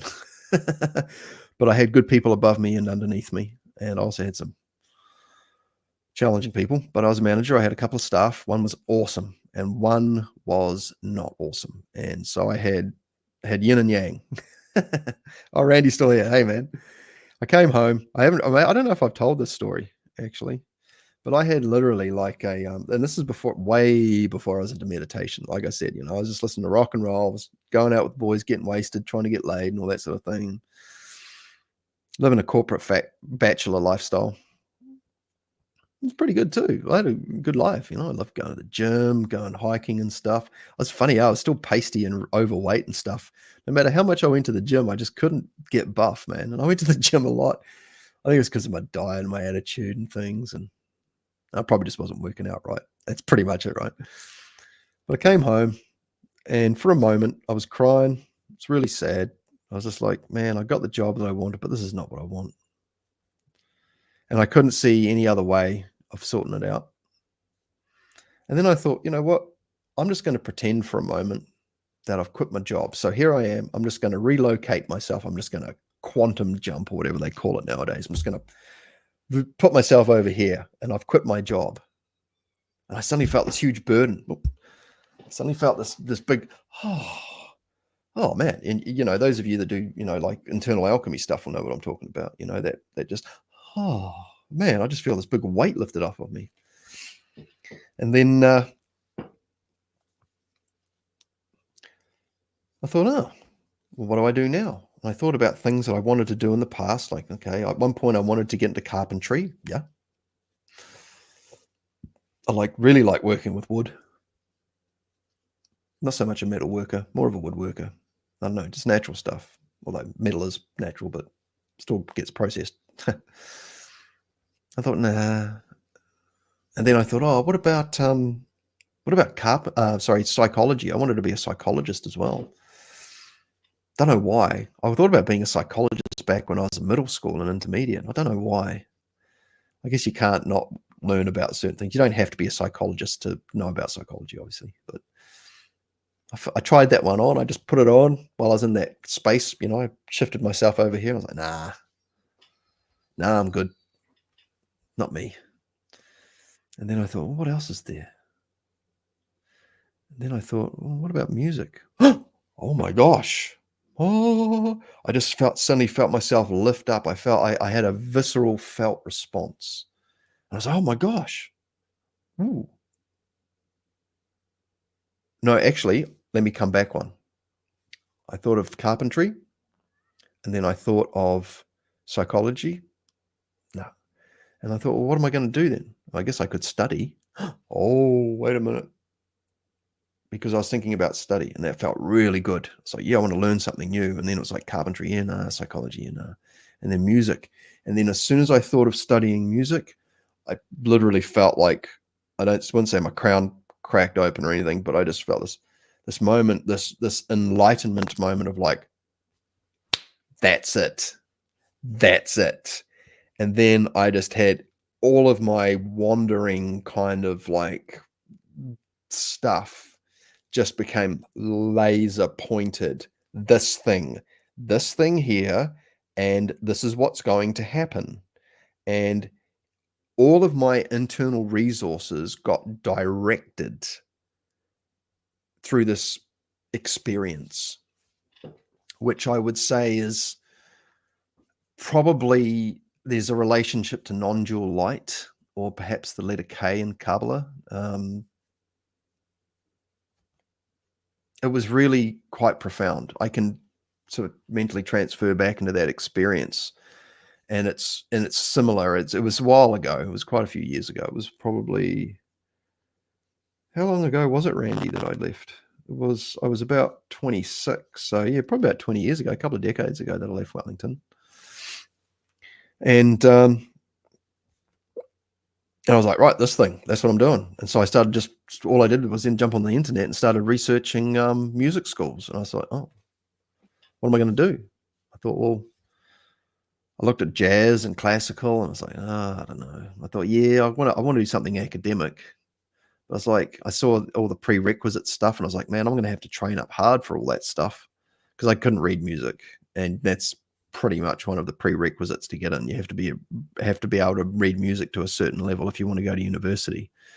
And I was like, and then I thought about what some of my mates who are musos and that, and they were professional musos without going to university.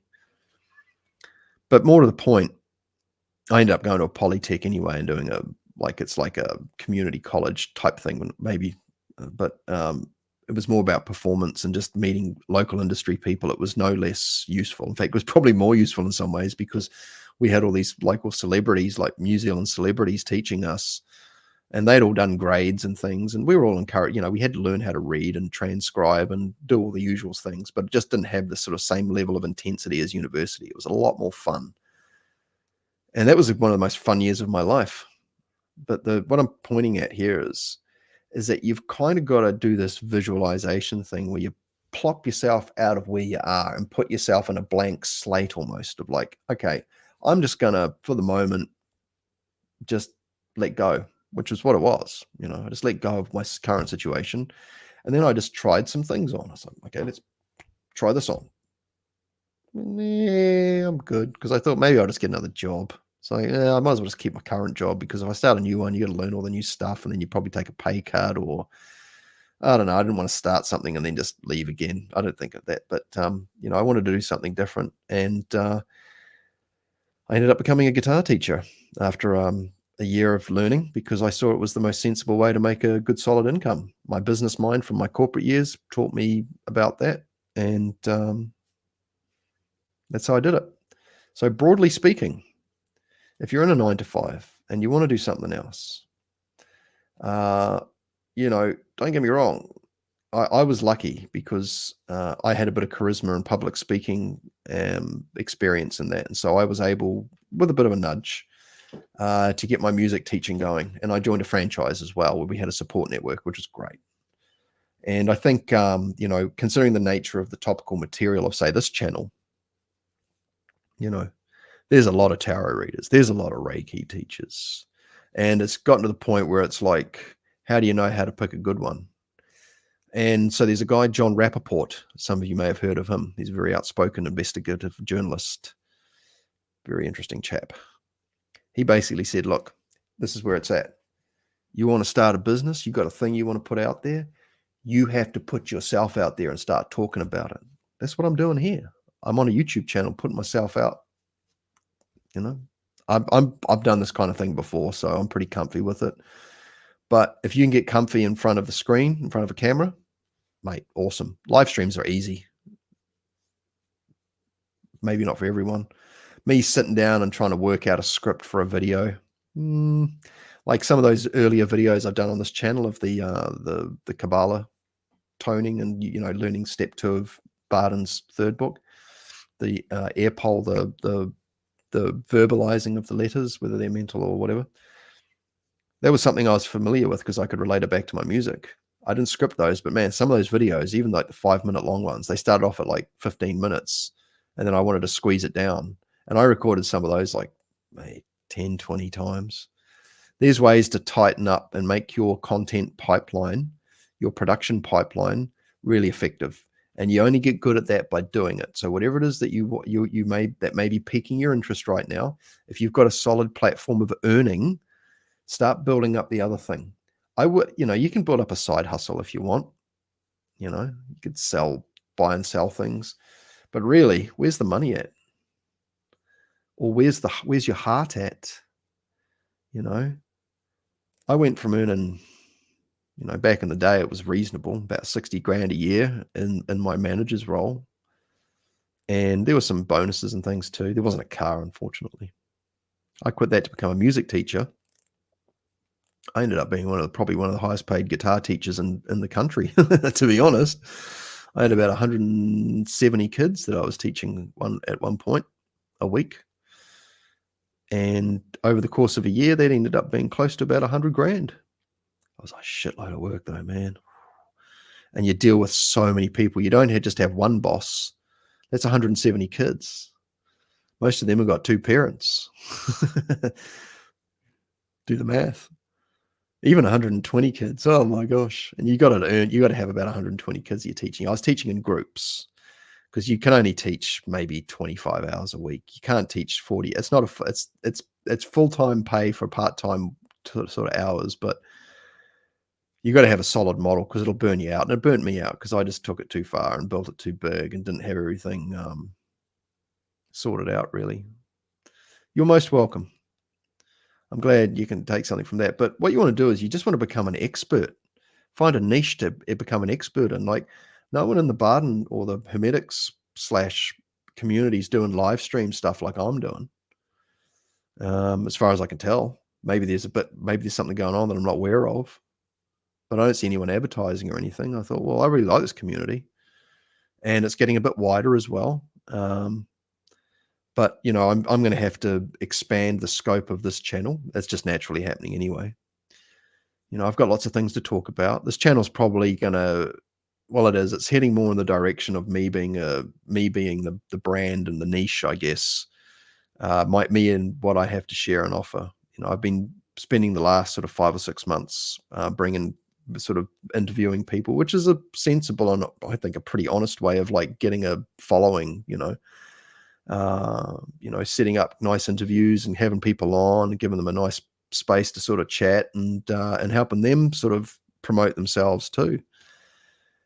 And then the kickback for me is that I get to practice my public speaking and my YouTube skills and, my graphic design, my thumbnails, my question and answers, my ability to maintain conversation.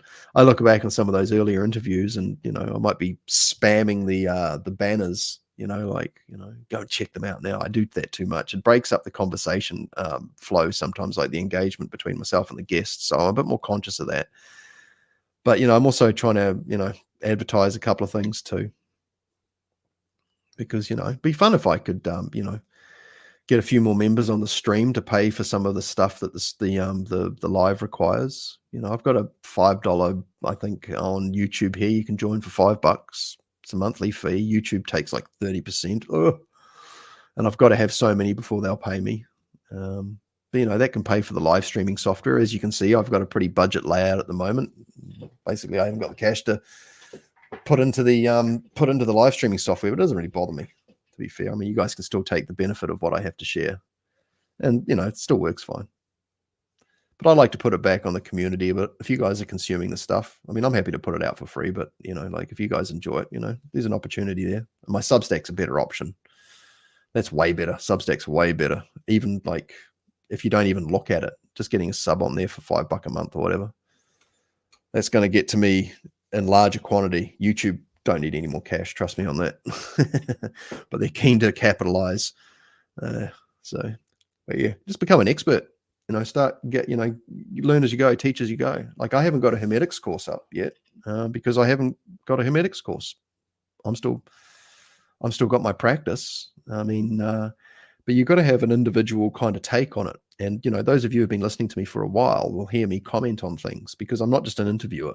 I'm a practicer and a practitioner and a teacher as well. But, and I've been practicing for a few years, but some things can take a bit of time before you're comfortable sharing. And I could share, and I will, and I've actually got a bunch of stuff. I can share bits. So, if we look at the book, right, if we look at Initiation into Hermetics, and we look at all the skills and the exercises, any one of you guys could just pick 4 exercises out of there and then just see what the exercises are talking about, and you can get creative with them. There's plenty of width for creative sort of scope, for the exercises in here. And as a teacher, I think that being a teacher is actually a really fun way to live. Like, it took me a while. Like I said, I got burnt out as a guitar teacher because it was just the way I was running it, to be fair. I was teaching a lot of the same stuff, and that you've got to find the balance. I mean, teaching 150 to 170 kids a week, man, it just became a business to me. I was dealing with so many personalities too, because I really cared about the kids and the students that I had, but it was just so emotionally draining. Oh my gosh. And then there's the admin,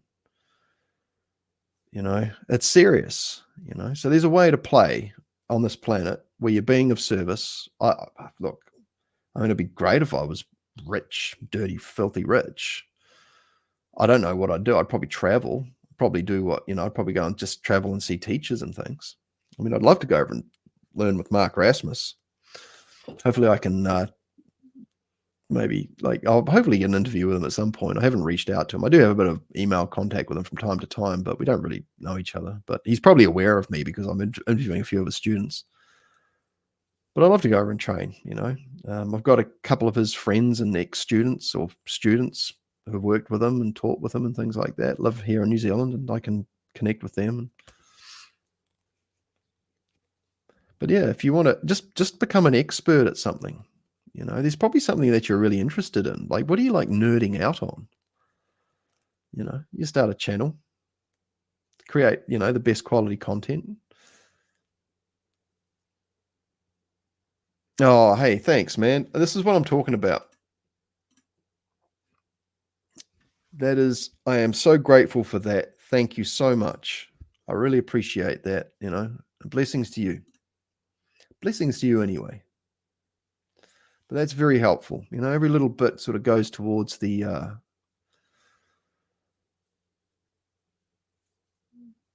quality of what I'm able to provide here. It's encouraging, you know, that these mechanisms are available. I mean, you know, you can go and pay 5, 6, 7, 100 grand. Sorry, not 100 grand, but 100, you know, or a grand for a course.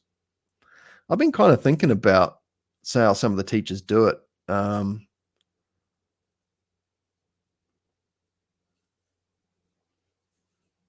Oh, you're too kind. Thank you. Far out. You don't have to do that. Have a beautiful night. Thank you so much. But yeah, you know, there's ways of I've got to say, you know what? It was something that's really kind of interested me, but I'm not taken by the whole package yet. Is this tabletop role playing game like Dungeons and Dragons, for example? I got to say, I've been doing a bit of research, but I really love listening to some of these game masters talk about building these rich worlds with things that make sense. You know, they're writing stories and they're building their own, and it's really awesome to listen to these people. They're very intelligent. Oh my gosh. You know, but they're taking the game to the next level, man. But if you're a creative, you know, there's this thing in tabletop gaming called, or even just Dungeons and Dragons, if you haven't got all the fancy models and things like that, called theater of mind, where you're building up your internal imagination and your mind's eye, your internal visual capacity, and you know, going through the Hermetic development process. That's a key, you know, that's a key skill. That's like, you know, right at the beginning, being able to visualize. You know, get an image in your head and get good at holding it there and making it clearer and clearer and clearer, and then move to the next one. Go through colors, go through shapes. And this is how we can develop things like clairvoyance and mental wandering. This is a key skill.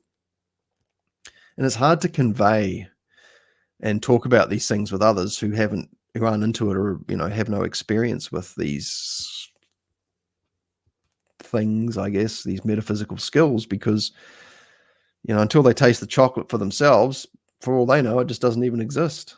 But having fun with it, when you're having fun is, I said this before on a different live stream, fun is a great lubricant for learning.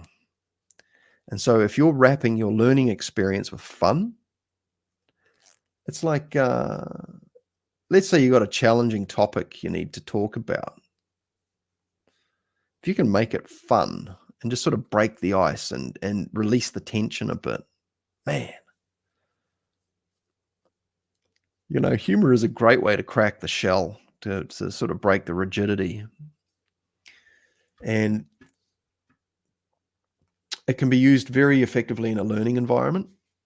And that's why I think, honestly, guys, if you're in your late 30s, early 40s or 50s, get into teaching, man.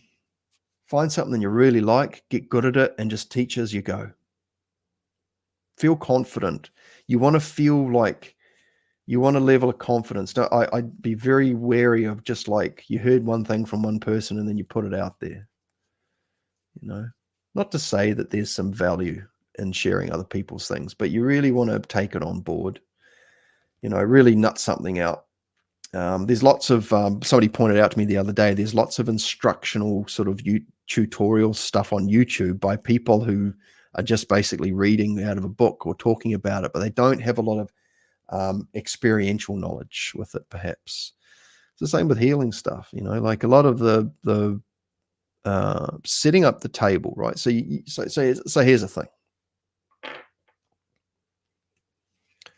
So it started off by me going, somebody says, I've got a sore thing. Okay, well, can I have a look? Yeah, sure. Okay. Zzz, oh my gosh, it's gone, or it's like, wow, okay. And then after a while of doing that, it's like, yeah, okay, sweet as. I mean, that's useful, but realistically, if I want to make a living out of this, it's like, man, not everyone's going to be able to pay the kind of money or want to. And it's a bit hit and miss, and maybe not that many people are confident or whatever. And some people need more than one session and this kind of thing. And we can start to devalue what it is we're offering. And I've got to say, after hearing what happens when you go to the doctors nowadays, like what you pay, unless you got the sweet deal or something like that.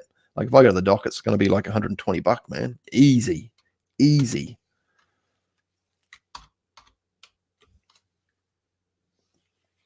This is great. But, then it moved up to people having things like emotional releases where they still maybe had a bit of a sore neck or something, went down a bit, but then they'd be like, oh man, I've been burdened by this thing and now it's gone. It's like, bro, sweet. And then, people were able to just relax and think clear. They get up off the table and be like, they'd just be like in this really thoughtful, clear, kind of contemplative state. I have to say some of the coolest responses, and here's one. This lady came to see me and she'd had this hip problem for about 14, 15 years.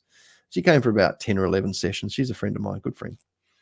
And there was some improvement to the mobility of her hip, but the bones have all changed. I mean, man, I tell you, it doesn't mean I want to stop practicing and seeing if I can help this lady more, but reality is that the energy can do some pretty amazing things.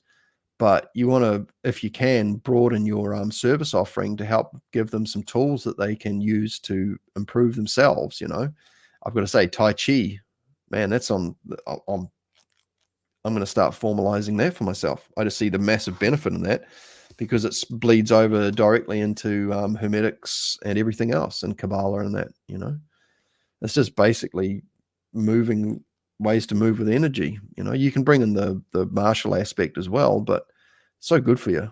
And people, especially when you're getting a bit older, that sort of stuff's going to give you, it's going to help a lot. It's going to help a lot in your later years. But this lady said to me, you know what? She said after the first session, she said,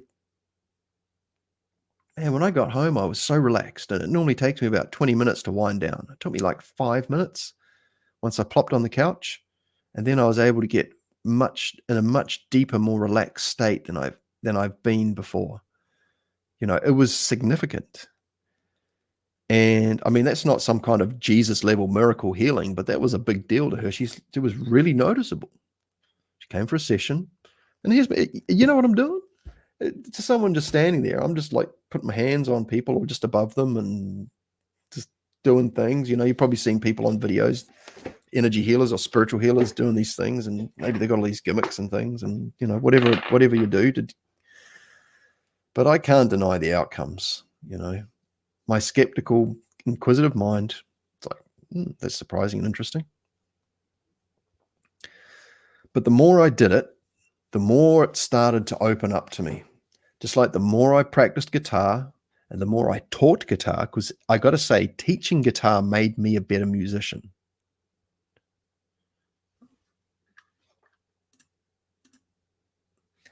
I'm going to say this again. Teaching, insert thing, guitar, teaching guitar made me a better, insert, musician.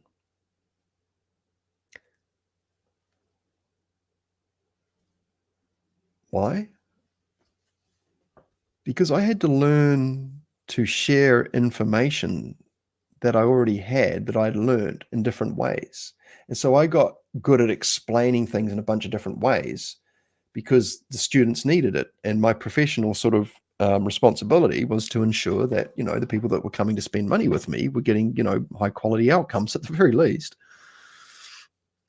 As best as I could with what I had, but it pushed me, like this one kid, he's like, oh, can you show me how to play? I was playing Under the Bridge by the Chili Peppers. I really enjoyed learning to play that back in the day. I said, oh, can you show me how to play that? I was like, yeah, sure. And I said, yeah, just put your finger here and do this. And he's like looking at me going, what? I was like, just do what I'm doing. And he couldn't get it. I had to learn how to teach him in a different way that I had learned. And suddenly I became acutely aware that people learn things in different ways. And I had to go, if I want to be a teacher, then I have to do that. My time as a guitar teacher, it was a lot of work, man. It was more work than I had anticipated. And I knew it was going to be a lot of work. It was more than just showing kids how to play songs, because, parents wanted them to learn to read, and they read music, and they wanted them to play certain songs, and the kid had an interest in things. And to be fair, if you start, as teachers, right? Because I hang out with a lot of teachers, and if you start getting dictated all the music to teach by the parents and the kids, you're basically going to be teaching. You're going to be, because you got to remember, if you're teaching, say, 50 kids, just as a real conservative number, and each one of them wants to learn a different song, and you don't know any of those songs, you're going to be spending hours learning one song for one kid. So I was like, okay, well, that's not realistic. So what I did was I'd talk to them all, and we'd pick a song. I'd be like, okay, let's pick some songs, guys. What songs do you want to learn? And to be fair, like, kids are pretty easy. Like, if they just want to learn latest cool hip thing, because I'm happy, let alone let you know that happiness is the truth. Because I'm happy. Most of it came from the stuff they were watching on the TV and the movies and things, and what their parents were listening to in the car. Dad wanted kid to learn Smoke on the Water, or Freebird, or Back in Black. I love teaching Back in Black, because that was a tricky song for a lot of people, but it was like, man, once you get that song, oh. And then some of those kids wanted to learn how to play the lead guitar. But like I said, I learnt from teaching. Learning from teaching took the thing there was a thing I was interested in, and I wanted to share it with people.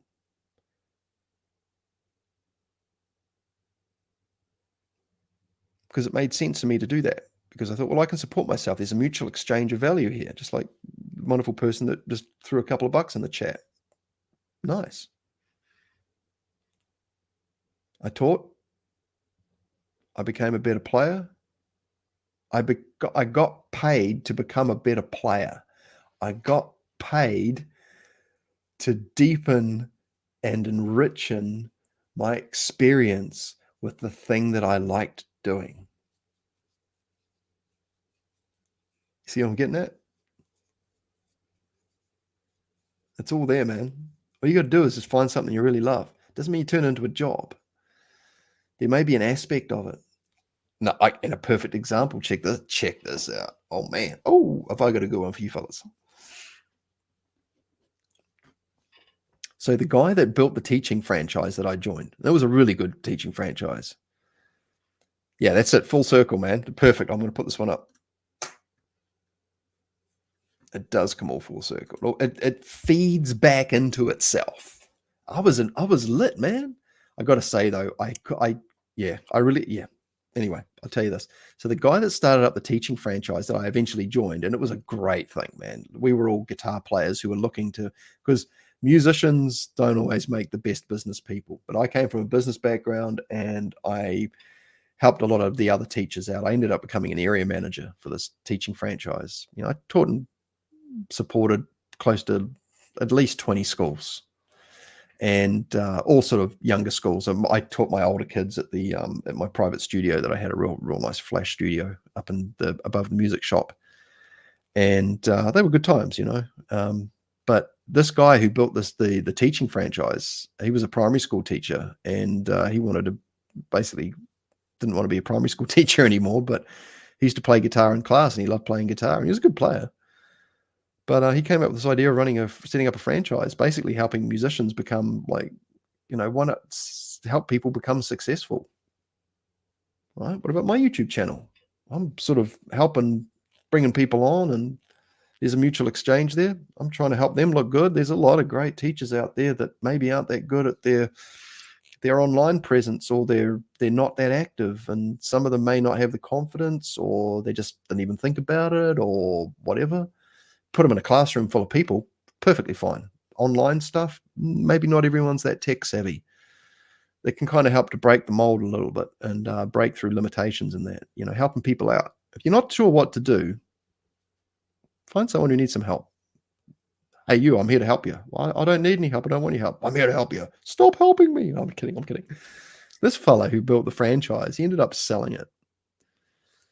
You know what he ended up doing? He built a beautiful, from the ground up, you can get off the shelf software packages for managing your accounting. One of the things with being a guitar teacher is that you need to do invoicing regularly, and you want to do it on a schedule. And This guy built an awesome program for managing large numbers of students. So it basically took all the time out of the admin. I used to create my invoices by manually. I'd have to basically create one invoice and then go in and type it and type the name in, and then I'd just be making 60, 70, 80 spreadsheets going through it. And that was an afternoon. But with this one thing, you just because most kids, So anyway, this guy ended up creating a software package for franchises, and that could be used in the school system as well to an extent for learning and things. So I don't know if he's still going. I haven't caught up with the guy for ages, but he was a very, very hard-working man, and he had a family, and he was a teacher, and he was hanging out with the teachers, setting them all up. It was full on for him for a good 10 years. And he ended up building a software company basically, and he's probably well beyond a millionaire by now. Easy. But that's the thing is that it wasn't so much the thing, like the teaching, it was the support system, the infrastructure he built to help manage that. He addressed a need that he could see. He's like, okay, well, part of the thing is let's build our own one. And they did that. And I contributed to that too, because I had a background in warehousing and stock management and things like that. More about sort of like, stock, what do you call it? Inventory management. And, we had books that we would create ourselves. We all fit into that. So he addressed a need and ended up creating a basically, in a sense, he created a universal system that can be applied to just about anything.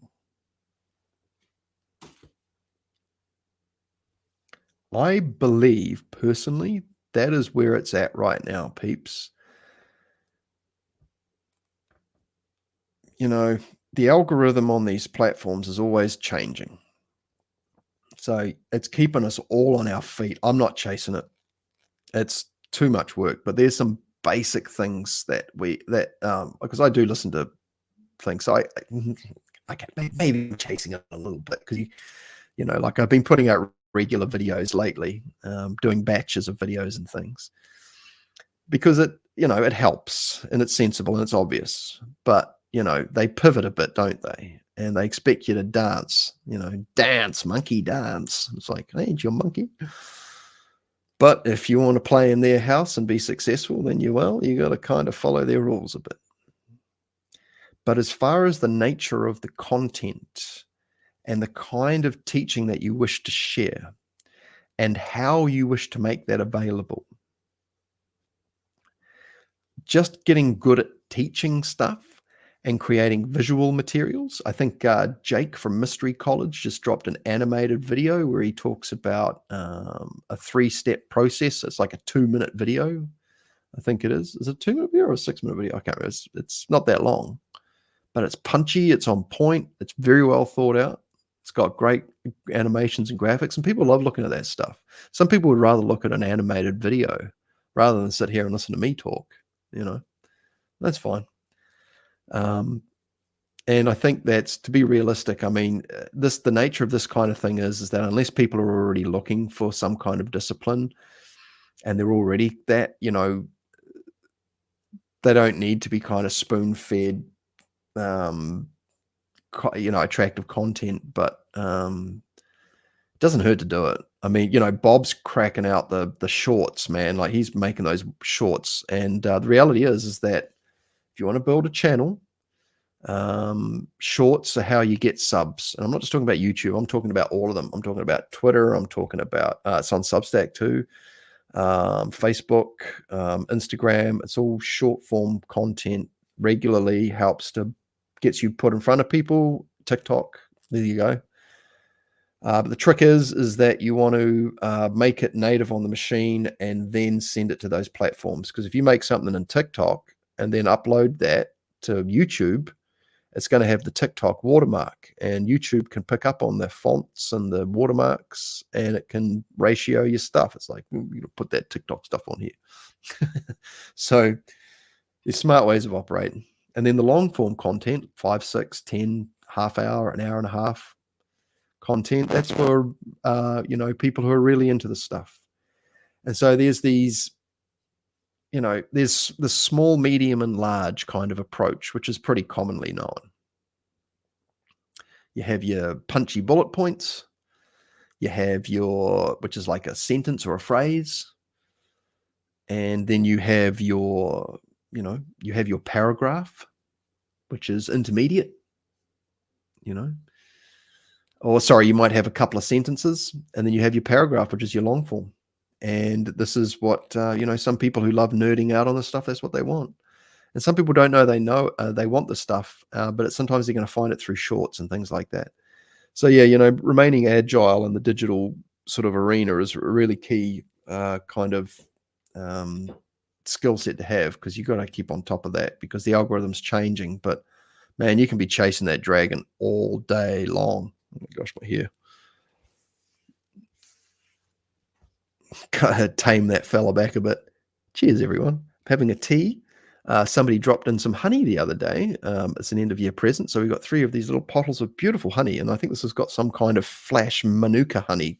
In New Zealand, we have a Manuka honey, which has got it's got some special medicinal property to it. It's got a number on it. And it's very expensive. I mean, down at the local organic store, they have honey behind the counter and these sort of locked things, a couple of $100 or something for this bottle of honey. It's like medical grade honey. Manuka honey is a special one. Oh, that's really good. How you guys doing out there? I'll tell you what, just give me 2 minutes. I will be back. I'm just going to go and, where are we? I'm just going to go boil the jug and make another tea, but I will be back. Hang on.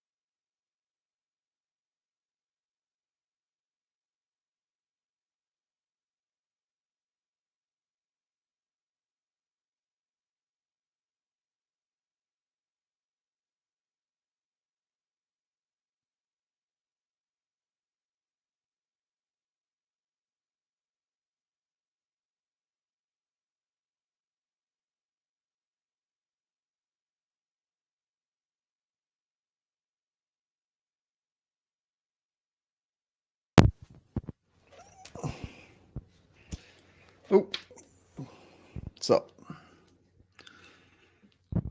Let's pull that back in. Oh, let's turn the camera off.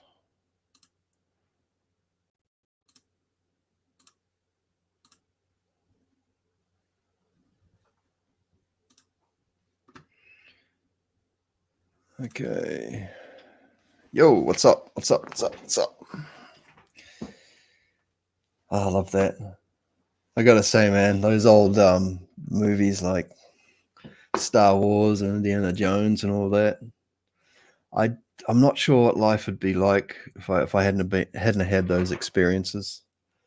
You know, they were so impactful on me as a young fella. You know, it's one of the reasons why I practice what I do, because you know, once you get into like you know, this qigong and tai chi and hermetic stuff, it's like there's a, you know, Qui-Gon Jinn from, you know, the first movie, the first Star Wars movie, The Phantom Menace. Qui-Gon Jinn, qigong. Sound familiar? Yes, he was certainly influenced, wasn't he? Jinn, even. I mean, come on, man. I'd heard about qigong for a long time, but you know, when I started hearing about the jing and things like that, and hearing people talk about that, yeah, I guess I just wasn't as well studied as I thought back in the day.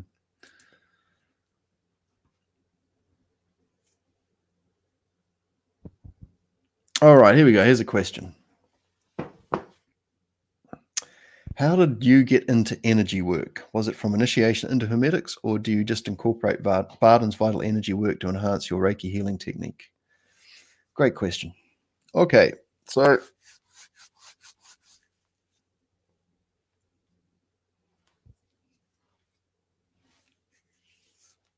right.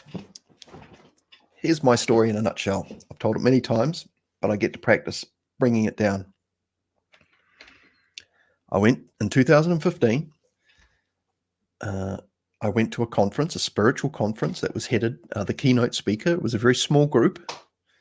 The keynote speaker was Dr. Bruce Lipton. I met a young Austrian man there who turned out to have the same birthday as me. He has a YouTube channel called The Force in You.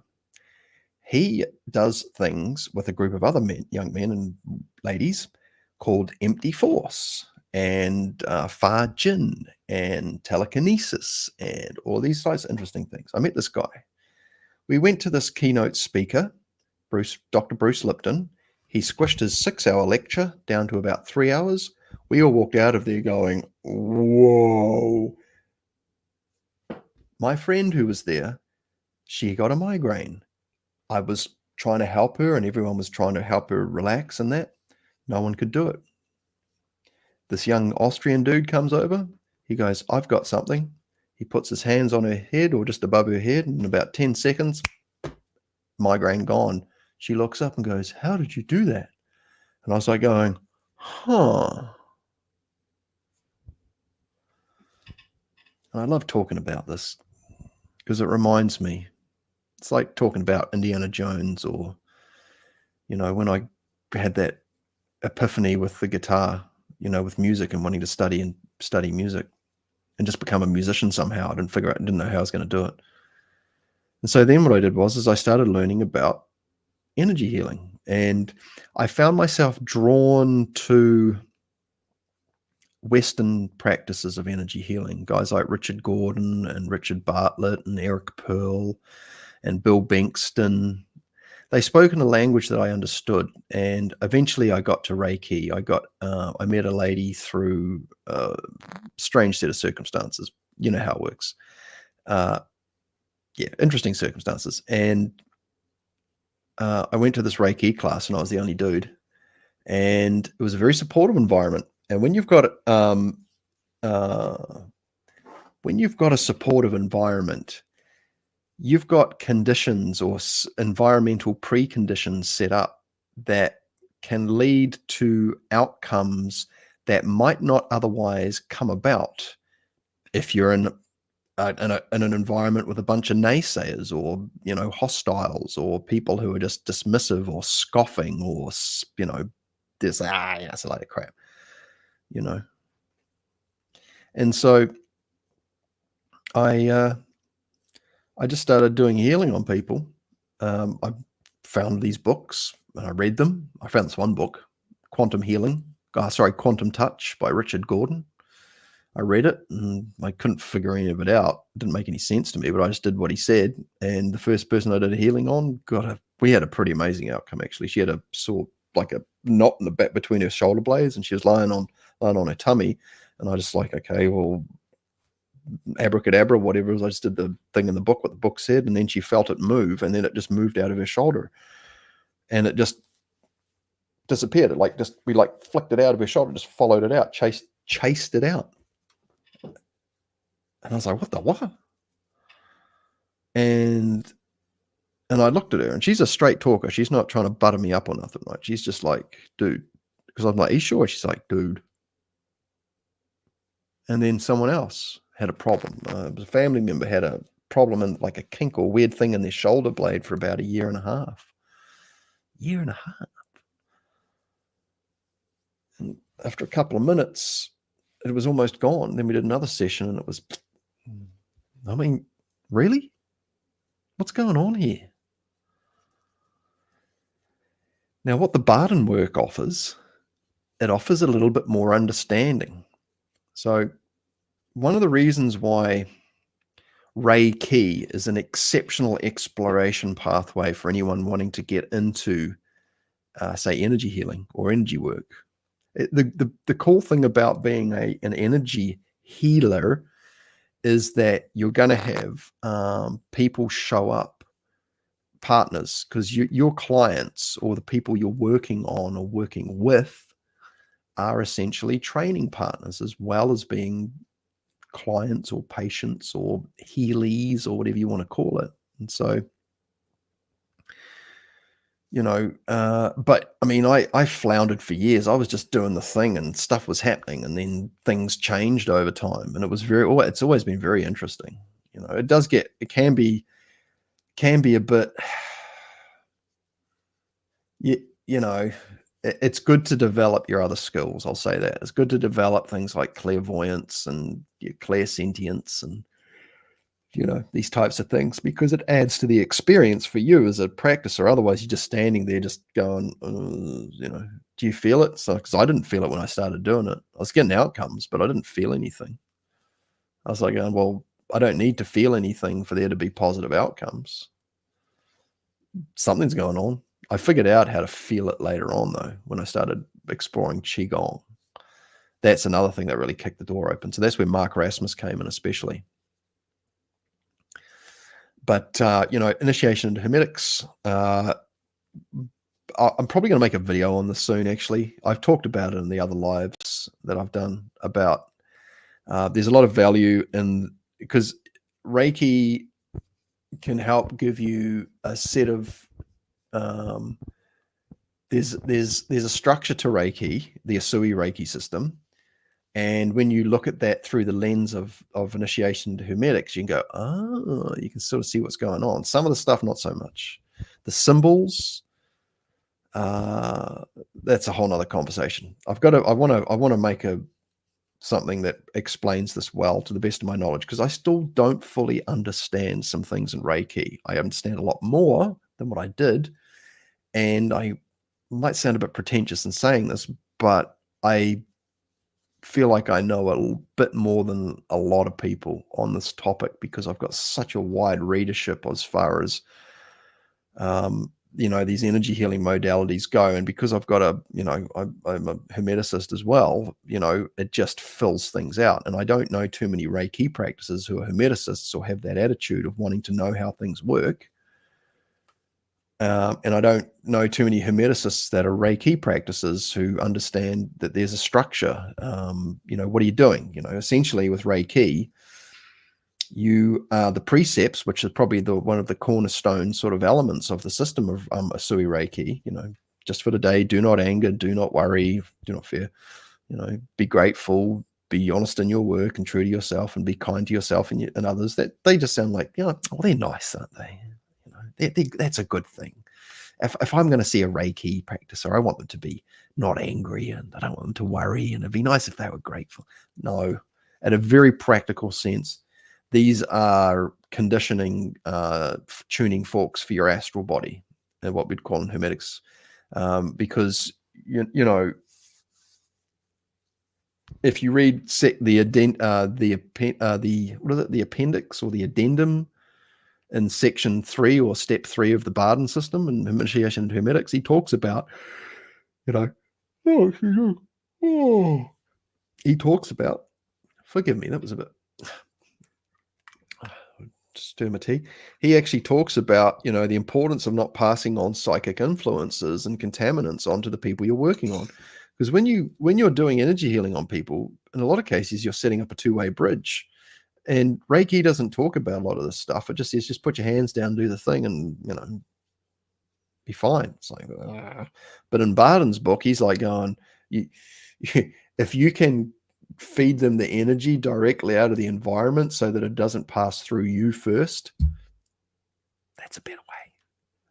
It's not coming through you. It's not dragging your stuff. You're not forming a bridge with them, and so you're getting some of their stuff. It's hard not to pick up on stuff. Like, if you get really sensitive, like I was not sensitive for years, and I thought, oh, no, I'll be okay. I don't know. What about this? I'm just seeing people, recover from health problems and things by me just going zippity zap or whatever's going on. And but then I started noticing that I was, after some sessions, I was just not quite right, and I'd have to go out and I'd have to have a shower or something, or have a wash and a brush, or go out and sit in nature for a bit. And it's like, so not everyone, actually, most people not, because I'm generally pretty clean living. So I was generally all right, but and a lot of the people that are coming to see me too, people who come to you for Reiki, a lot of them are going to be sort of health conscious people. I think some people, maybe not so much, but I mean, even some health conscious people, or they're into alternative holistic practices and things like that. It doesn't mean they haven't got some funky stuff going on in their lives. Well, they say, doing yoga doesn't make you, and I'm talking about, physical hatha yoga type stuff. There's plenty of, it doesn't make you a holy person or something, or it's maybe better put, there's lots of flexible psychopaths out there. Oh, I like that one. But yeah, as far as getting good at energy work goes, I've got a certificate that says I'm a Reiki master. I don't even know what that means. I mean, you can go to a weekend workshop and become a Reiki master. I'm like, oh man, I know people who've done Qigong for like 10 years and they're still like going, oh man, I'm still miles away. And I've got the best of the best. And it's like, it takes time and effort. If you've got all day, every day to do it, sweet. That's what I'm saying. Look, like if you can make a living out of being a teacher or whatever it is that you want to do, that's where it's at. Teaching guitar allowed me to live a musician's lifestyle quite comfortably.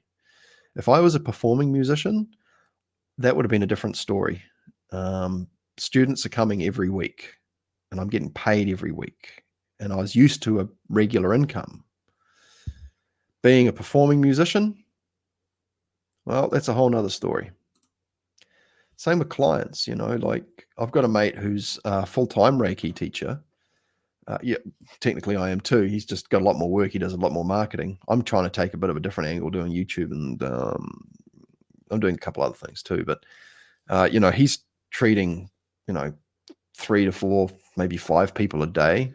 And, he does a lot of exercise. He goes outside a lot, and, he looks after himself really well. And that's the one thing you don't hear about a lot about in Reiki is that it's like, man, it's important to eat well, but you gotta make sure you exercise and stuff too. And the energy, if you want to call it that, there's a physical aspect to the human body that there's literally like pipes, if you will.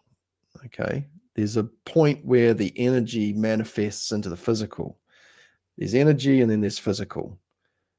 They're not mutually exclusive. There's a point where they merge, and the best and my understanding is that this is this facial network of the body, the ligaments and tendons and these types of things. And Joey Nishad put out a great video. He's got some great stuff on his channel. If you like Tai Chi and martial arts stuff, like internal stuff, the super woo-woo stuff, that's the way it played. Check out Joey Nishad. I better give bro a shout, actually. Give him a shout. Where are we? Joey Nishad, YouTube. Check this fella out while we're checking out. But he's got a video on the fascia, and it shows the facial system and how it works. It's really interesting, man. Really interesting. I hadn't seen it like this before. So, yeah, the bro's switched on. But you want to be working like in the Initiation into Hermetics book. All right. We'll just do another meme.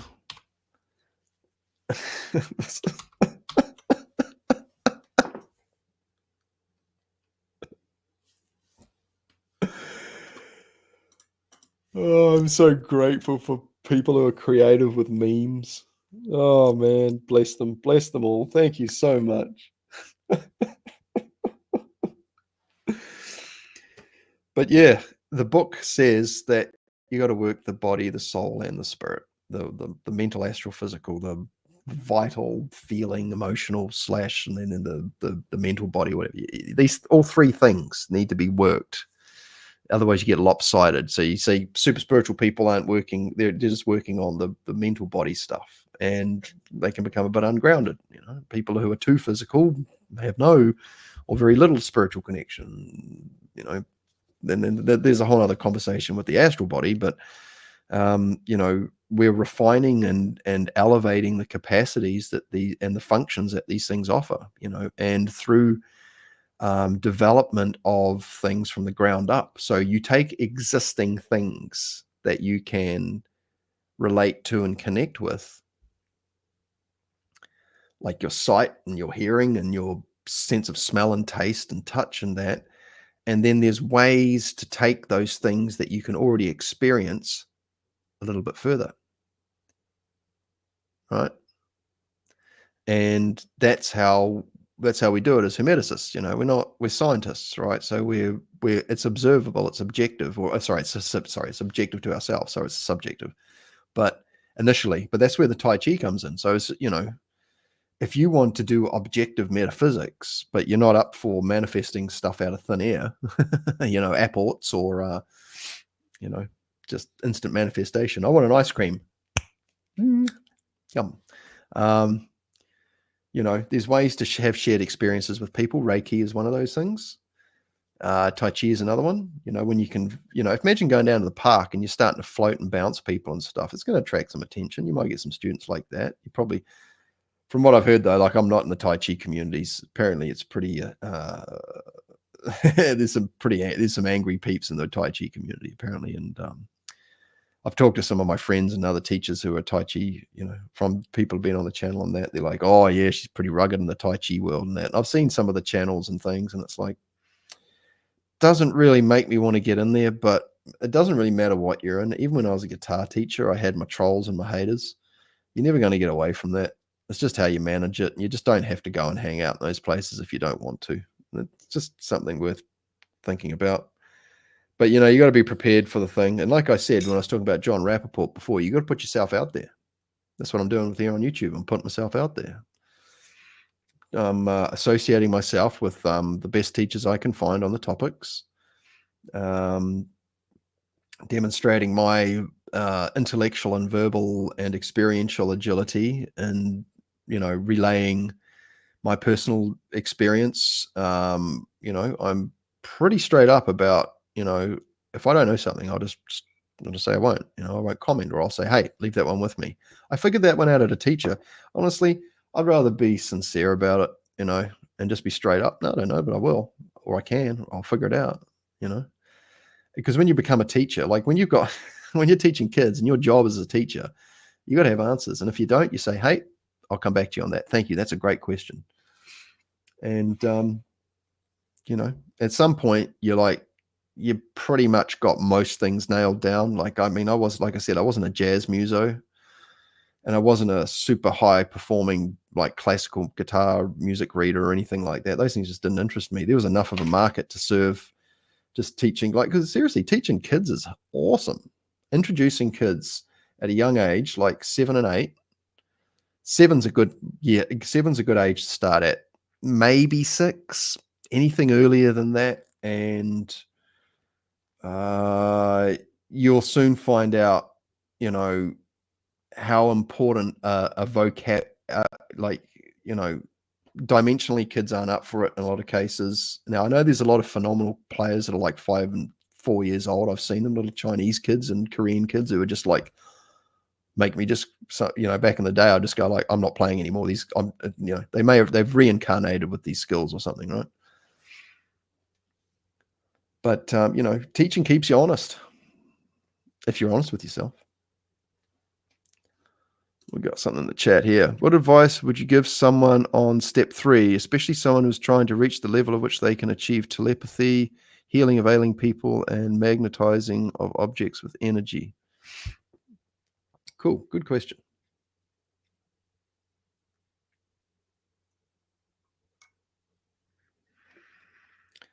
So now if you're doing the Barden work as the book states, and you're just going through it as he says, don't move on till you finish this thing. Perfect. It's all good.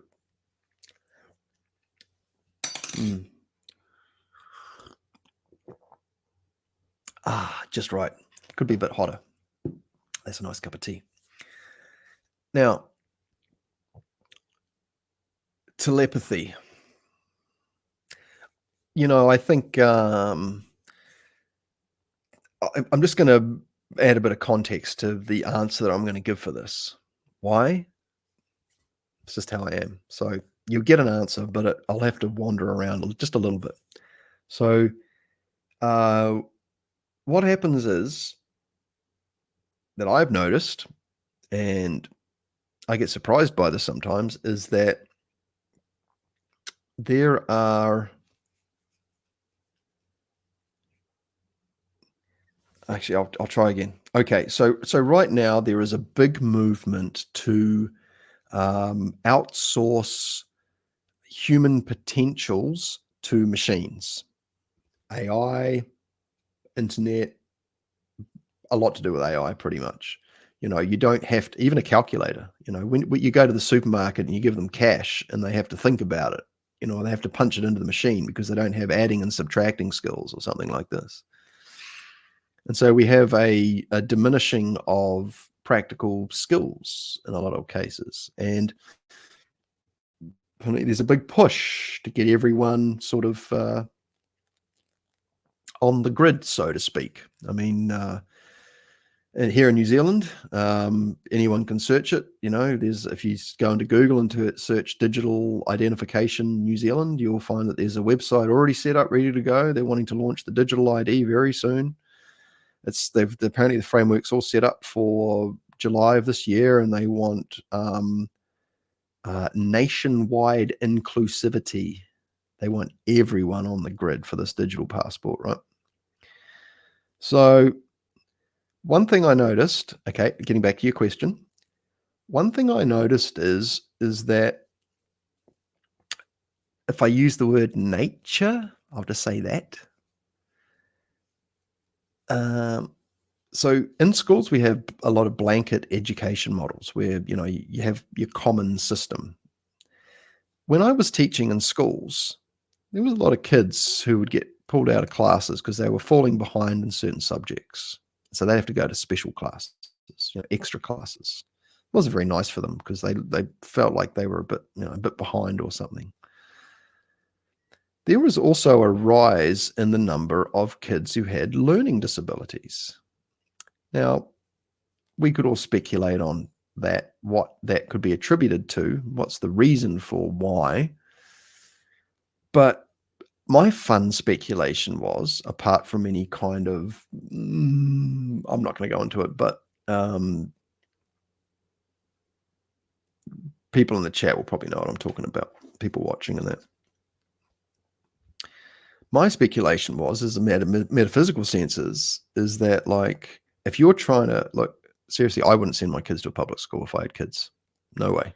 I can teach them way better. I want to if I was going to have kids, and I'm open to it, I want to put the best damn kids out there that I can. And I'm going to teach them myself, or I'm going to have a lady who's going to want to teach them. That's how I'd do it. I'm not outsourcing the education, like in the formative years of my kids, to people I have no idea who they are and what their values are. But that's just my take on it. I think that things like autism and ADHD are actually ways for kids to not be so accessible and palatable to the school system. I think it's nature's response. I think evolution is going, look, if you weirdos are going to play this blanket education game where you're going to start forcing people to learn a certain way and squash other ways of development, this is what's going to happen. You push down, something else is going to rise up. And that means that, there's going to be less kids that are going to be capable of absorbing information through your means. With telepathy, my hunch, and I've had this come through to me in a bunch of different ways. One of those ways, no, I won't say it. It's personal. Telepathy is going to be one of those, I think, spontaneous evolutions that humans experience. We've got a kind of artificial form of it where, they've got machines that can read dreams, and, we've got radios and cell phones that can send messages through the air, so to speak. But humans have this capacity within themselves. We all know it.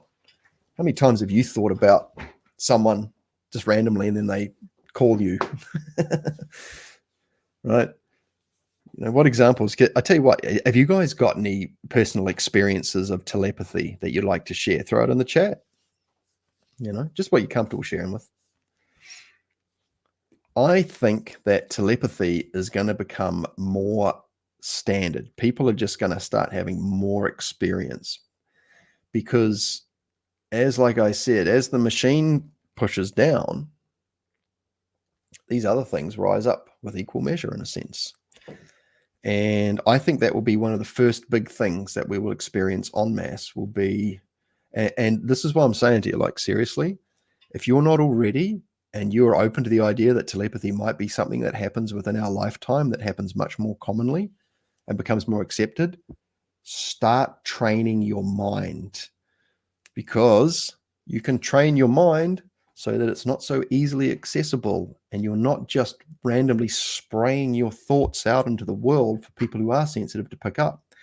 And I actually watched a really great, here we go. All right. Now, I'll just pull this off so we can have a quick look at this meme. Spider-Man, he gets bitten by a dog, turns into a Wookiee. That's hilarious. I love that. So I've been watching a TV show called Babylon 5. And in this TV show, it's a sci-fi one. They have telepaths, and these telepaths are used for, they bring them along to business deals so that they can see if the people in the business deal are being honest with each other. And they talk about it. One cool thing about TV shows and books and fiction and things is that they can explore ideas and the implications of ideas, and sci-fi stuff is generally pretty good for that. What would a world with telepaths, normalized in everyday society look like? And what would they come up against, and how would that affect our society? And this one particular show was there's this group of rogue telepaths who are like, we're not trying to read your minds. You're just putting it out there, and we're just surrounded by noise all the time. If humans have something like 40 to 60,000 thoughts a day, right? People are unconsciously telepaths too. They can't necessarily consciously hear things, but they're picking up on impressions and things. And you kind of get, like, when you meet someone and you're like, I'm not sure about this person, there's something about this situation that's not sure about, and there's different types of telepathy. So, So what I suggest you is, if you want to work on telepathy, you got to have some metrics to work with. How do you do that? You want to know if you're being successful. You've got to have a trial and error process. You have your ability, you have your exercises, and the exercises are in Initiation into Hermetics. But what you want to do is you want a way to test it out. And one of the ways you can do that is to get hold of a friend who likes to play these games. And you want to design some exercises to share, some little drills or activities. And one of those ones is that you have your friend, you both have a visual chalkboard inside your mind, and you write inside your mind, you write, okay, I'm going to write a number between, make it easy, 1 and 10. Make it easy to start with. And,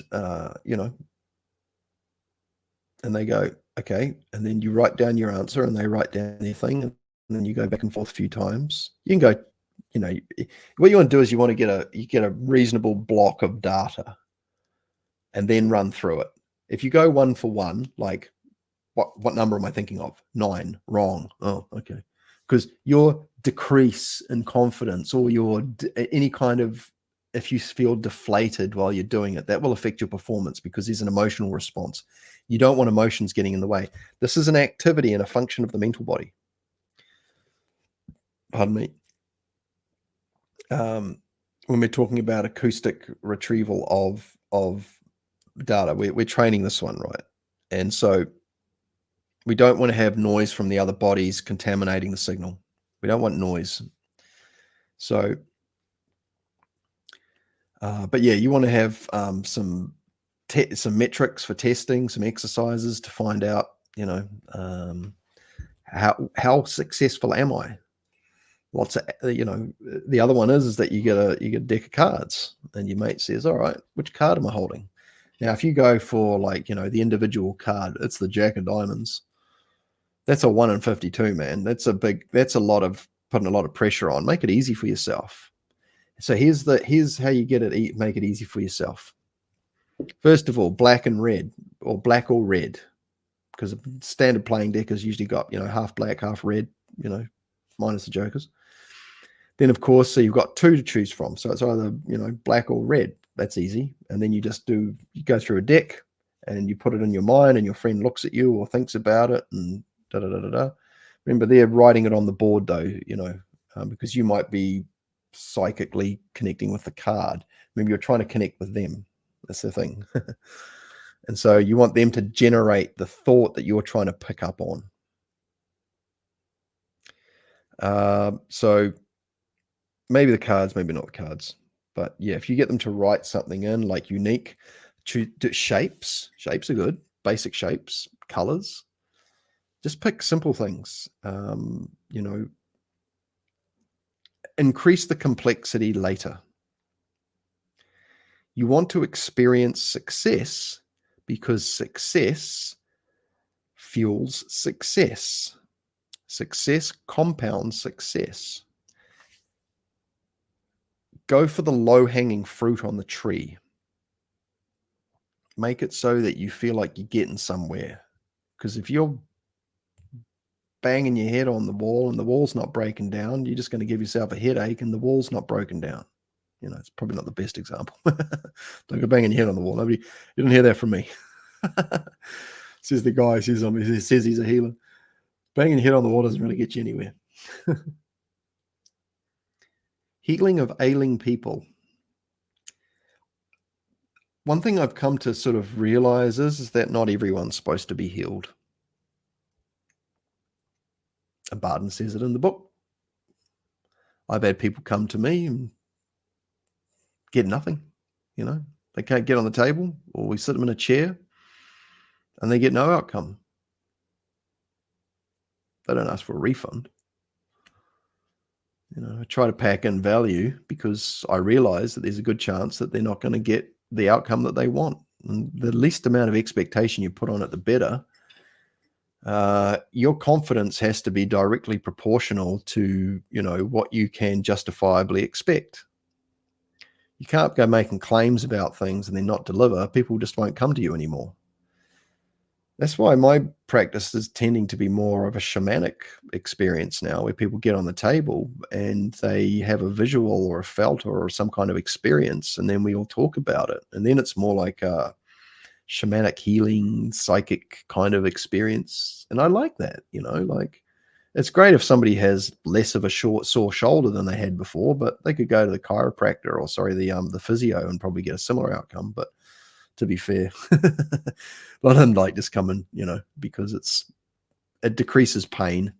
Generally speaking, most people will walk away with at least a significant reduction in pain. Not always. Oh, hey, what's happening, Doug? Nice to see you there, bro. Thanks for joining us.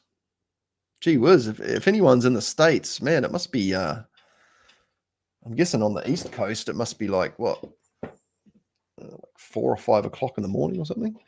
I don't know. Where's everyone at? But hang on, sorry, I'll pull that question up again. Yeah, I think, if even doctors they can't guarantee outcomes, man, Oh, wow, you're in India. Dude, so cool. Oh, wow. 4 a.m. in Georgia, man. Thank you so much. Thank you, everyone, for joining me. I really appreciate you guys. This is fun. I wouldn't normally do these this late at night. Normally I do them in the mornings because that's when YouTube tells me all my audience are on. I've got plenty of peeps in Aussie and in the UK and things like that might be tuning in shortly. So that's all good, eh? It's great to hang out. It's nice to talk to you guys. And I actually really appreciate the questions because it helps me get better at teaching. Teaching helps you get better at teaching. So yeah, with healing people, my suggestion would be like follow what Barden says in the book. Out of all the healing modalities I've come across, what he's put there, he gives the most detail about it and points you towards basically you want to get to the point where you can just pull the vital energy out of the environment into the person if it's a vital level issue. If it was something that happened recently, generally it will be a vital level issue. They'll have a bruise or some kind of sort of surface level trauma or something like that, maybe an inflammation or something, and that can usually produce and yield some pretty good results. If they've had it for a while, it's going to be more of a chi level or an astral level, because it'll start to take on a bit of a personality. And those things can take a bit longer to loosen and dislodge. Sometimes. It just depends on the nature of it. And sometimes people are having those experiences on purpose. Like seriously, if you've got someone on the healing table and they're not getting any results, it's like, okay, we need to talk about this, and that's when having your books about, the relationship between physical injuries and emotional problems and mental problems and things like that come up. And you got to be a little mindful, depending on which part of the world you're in, because some local authorities aren't too happy about unqualified people talking to people about certain types of issues. And also there is also certain types of conversations are they're sort of monopolized by certain corporates as well, like they own certain words. So you gotta be careful. I've had to do a bit of homework on this because I do online stuff, and I mean really in New Zealand it's fine here, but in other countries, well, yeah, you're not allowed to, but yeah, I mean, as far as like when people get on the table and then they get off and they haven't really had a significant outcome, if it's a physical thing, teaching some Tai Chi or some Qigong, just to help them to loosen up a bit. If they got emotional stuff, then teach them some Reiki, teach them the Reiki precepts. If you know how to teach people the Reiki precepts, and to contemplate them correctly, man, there's 5 precepts. Technically, there's almost 6. But it's a series of releases. Release anger. Once you think about it, am I angry? No, I'm not angry. Maybe I am. Oh yeah, And then you go, okay, I'll let that go. Oh, that's nice. Release fear. Be grateful. Drop the stink stuff and take on the nice stuff. And think about it. Those last two especially. Be diligent in your work. Be true to yourself and true to your way.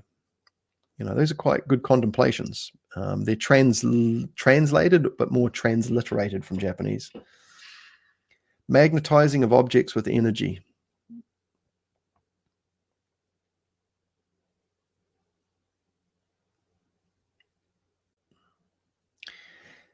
My suggestion is that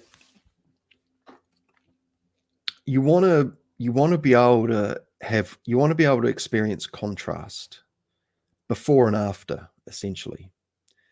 One of the ways you can do that, and one of the best ways to do it, is mindfulness and a glass of water. Mindfulness, magnetizing, and a glass of water. How so? So what's going to happen is you're going to have your glass of water, and you don't do anything to it. You just go, okay, I'm just going to pour a glass of water. I'm not going to bless it or do anything. I'm just going to go to the water and drink it. Oh, excuse me. So, yeah, sweet. And you taste it? Okay. Like, really taste it? Okay. Yeah, I know what it tastes like. Then you pour yourself another glass of water. And then you sit with it. 20 seconds, a minute, 2 minutes, 3, 5, 10. Some people do it for 20 minutes. Taste it afterwards. Or have 2 glasses of water and keep them separate from each other. Pour them out of the same thing. Bless one. You're intentionally excluding the other one. One's the control. But yeah, you need to be confident with something. Like I said, low-hanging fruit, guys. Your sense of taste is, unless you've burnt it out by, eating foods and things that have numbed certain things. Although I've found that, charged water is so lovely. It's very noticeable. So yeah, start off with simple things like that. Things that you can tell. So yeah, hopefully that's of some use to you. All right, how's everyone in the chat doing? You guys all good? I'll pull up another. Got another meme? Woo, got another meme. Look at that. This Halloween. I'm that book you've been meaning to read. You can't see what I got here. I got stacks of books here, guys. You know how it is there, right? Okay, what do we got here? How do you distinguish what body you're healing? For example, how one heal one's astral body or just heal them on the mental level? This is why we train clairsentience. So if you go to the Perseus Arcane Academy website, oh, here's the bro. I'll give a shot. No, not you. We go to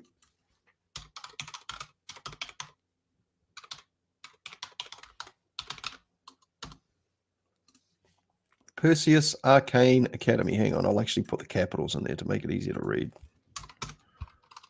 Oops. Let's get this right. Sorry if I just shouted in everybody's ear.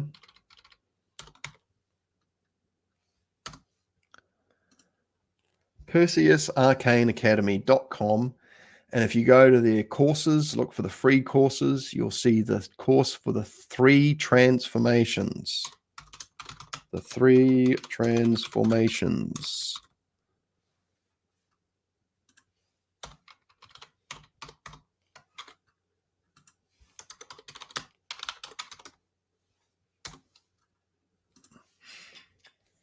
Free course.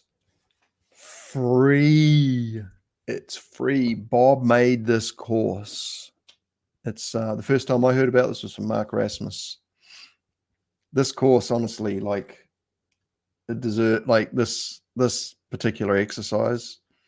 You can find this. You'll discover this anyway through your time with the book as you learn to clearly separate the 3 bodies. So these 3 bodies are essentially your field of operation, each individual one, right? So if you want to, you are most welcome. Thank you for the great questions. So we do this by clairsentience, or by the subtle sense of touch, right? And what you do is that you learn how to clearly distinguish the room of operation. Think about your three bodies as a house. If you're going to cook some food, you know, you're not one hand's sort of you're not split over three rooms. You're in one room. You're in the kitchen. The kitchen is for doing kitchen stuff. The lounge is for doing lounge stuff. The bedroom is for doing bedroom stuff. Three transformations allows you to cleanly and clearly occupy the area of operation, or the realm of operation. So if you want to work in the mental level, the astral, the vital level, you can go, okay, let's see, I build the ball. Here I am in the vital. Then I'm going to thicken it up. Now I'm in the astral. Now I'm going to let the energy rise up naturally. Now I'm in the mental. And that gives you, okay, now that I'm in that space, now I can make changes that are appropriate and associated with that space that I'm occupying. So now, when you first start doing energy healing, and I think this is where something like Reiki is got a bit of an advantage, because it takes a bit of the pressure off, especially in the early stages, because Reiki is not vital, astral, or mental. Here's a clue. The most common color visual experience that people have on the Reiki table, or on the healing table, that I've experienced from them telling me, the most common color they see is purple. Now, those of you who are aware of initiation to Hermetics and the Akasha, or the ether of the void, that says something. Now, if you've studied the third book, Key to the True Kabbalah, you'll also know that there are other colors. There's other letters that are purple besides the letter E of Akasha. There's H, there's CH, there's the B. They're all grades of violet, if you will. You've even got the lavender or the lilac of the W. But people tell me they see purple, and they usually attribute that to the third eye or something like that, which is not, maybe, I don't think so. Well, here's another one. Well, years before I even came across Barden's work, I remember being on the Reiki table myself. I went to see one of my sisters, my Reiki sisters, one of my healing sisters. She's like, "Oh, do you want a session?" I'm like, "Sounds good to me." Jump on the table. She was riding the crystals, and she'd be putting these things all over you. It's quite interesting. She used a lot of hand oils and scents. It was actually quite a sense stimulating experience. It was actually quite hard to sort of get really relaxed, because the oil she was using on her hands was like really strong, and I just couldn't. She says, "Oh, well, if that's the case, you need to have it because you're having a reaction." I'm like, "Okay, sweet as." But my approach is I get the people as comfortable as I can, because I want to get them as still as possible. In fact, you may even reframe your practice from being a healer to being a stillness provider. Then those nasty low things don't have anything to grab onto. The ultimate stillness, obviously, being the Akasha. Anyways, sorry, to answer your question. So where was I going with this? Yeah, so Reiki essentially is it's full spectrum. And it'll figure out what it needs. It's more like a passive healing rather than a sort of a yang style where you're going in and making changes and manipulating. Before you get into that, you really want to have other faculties open. You want to be a bit later in the book in Initiation to Hermetics. It's pretty funny, actually, because he actually mentions in step 3, that if people shouldn't be healed, don't heal them. And because you can heal people that you're not supposed to heal, and then you kind of get caught up in their stuff, and you don't want that. You don't want to take on people's stuff unnecessarily. You don't want to cause yourself problems that you don't need. So Reiki, I just say, look, this is the prayer that I say. I say, look, in a nutshell, if it is allowed, then let them experience the healing that they can through me. And I kind of put it out there, please send me the people that can be helped through me. I don't really, thanks for the cash, but professional satisfaction rules as well. Is that, imagine if you're seeing 10 people a day and you're driving a Lamborghini as a Reiki teacher or something. Being silly. But, only 7 or 8 of them are, aren't getting any real results. I mean, your business probably won't last anyway, but I'd rather be having high quality turnover personally, where people are like, wow, because, people who get good results are generally going to be your best ambassadors. And it's funny, I've had people come to me and had incredible outcomes, and you never see them again. And I've talked to other healers about this. They're like, yeah, it's weird, eh? They look at you and you question them. You go, you got it right. They're like, man, this is amazing. And they leave and they're all like this, and then you never hear from them again. And when you hit them up, they're like, oh, yeah, it's like, it's bizarre. But they got what they needed, and you just let it go. Honestly, that's the best thing to do. You don't want to hold on to it. When somebody comes up to you in the street and goes, oh, I remember that healing thing, or that reading, or whatever it was, like, oh, not really, bro.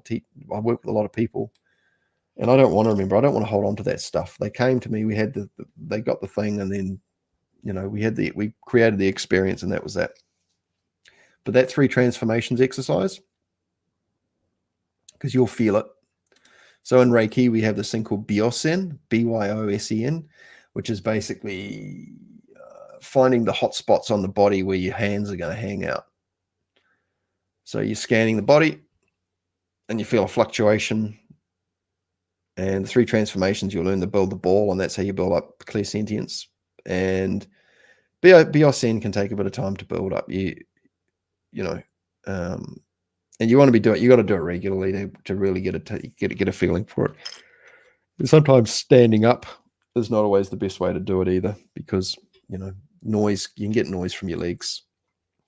That's why I suggest the Reiki practices to get into Tai Chi, so or Qigong, and do standing practice, so that you can practice standing. Because the other one is that when you're standing at a table, and you got your arms out, it's bloody hard on your back sometimes. You got to look after yourself when you do this kind of work. Holding your hands over people's heads like this. Like, one good one to practice is, like, there's actually a lot of really great stuff in the system of Reiki that doesn't get enough attention.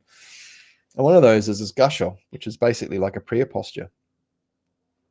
And if you can learn good posture, like, see my arms are resting up against my body, and I'm just kind of like,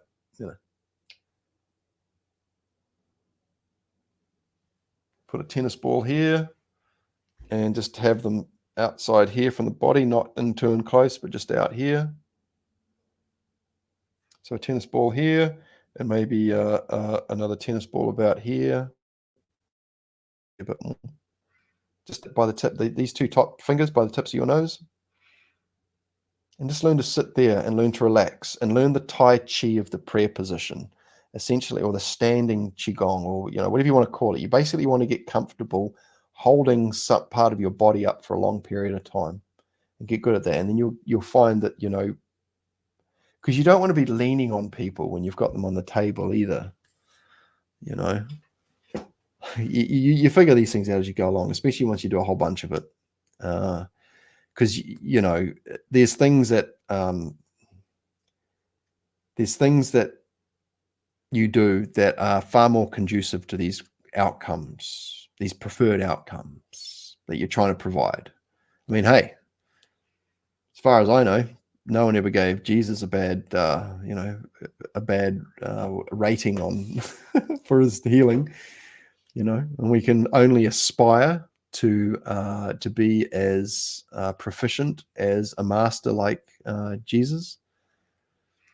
And we just got to keep going, guys. Seriously, it's a fun exploration, and getting into energy healing and stuff, if you can, it's worth it. But yeah, I would say too, like, set yourself up, start talking about it, and just make it known this is what you do, whether it's Reiki or energy healing. And I would say, people will come to you. I think one of the best pieces of advice I got was like, just don't hit people up. You kind of have to do that to start with, to let people know. But people will find you, but you got to make yourself available. But yeah, I mean, I've, sometimes I'll, in the past I would have gone, hey, I'll be like, oh, I've got a sore thing. I'll be like, oh, can I have a look at that? And I don't like that, I don't know. It's funny though, because people are generally pretty happy about it. I don't know. My preference is that, if you put yourself out there, then, the people that can be helped through you will find you. And I'd rather do that personally. I don't want to go, what is it? I don't want to be the ambulance, chasing ambulances or whatever.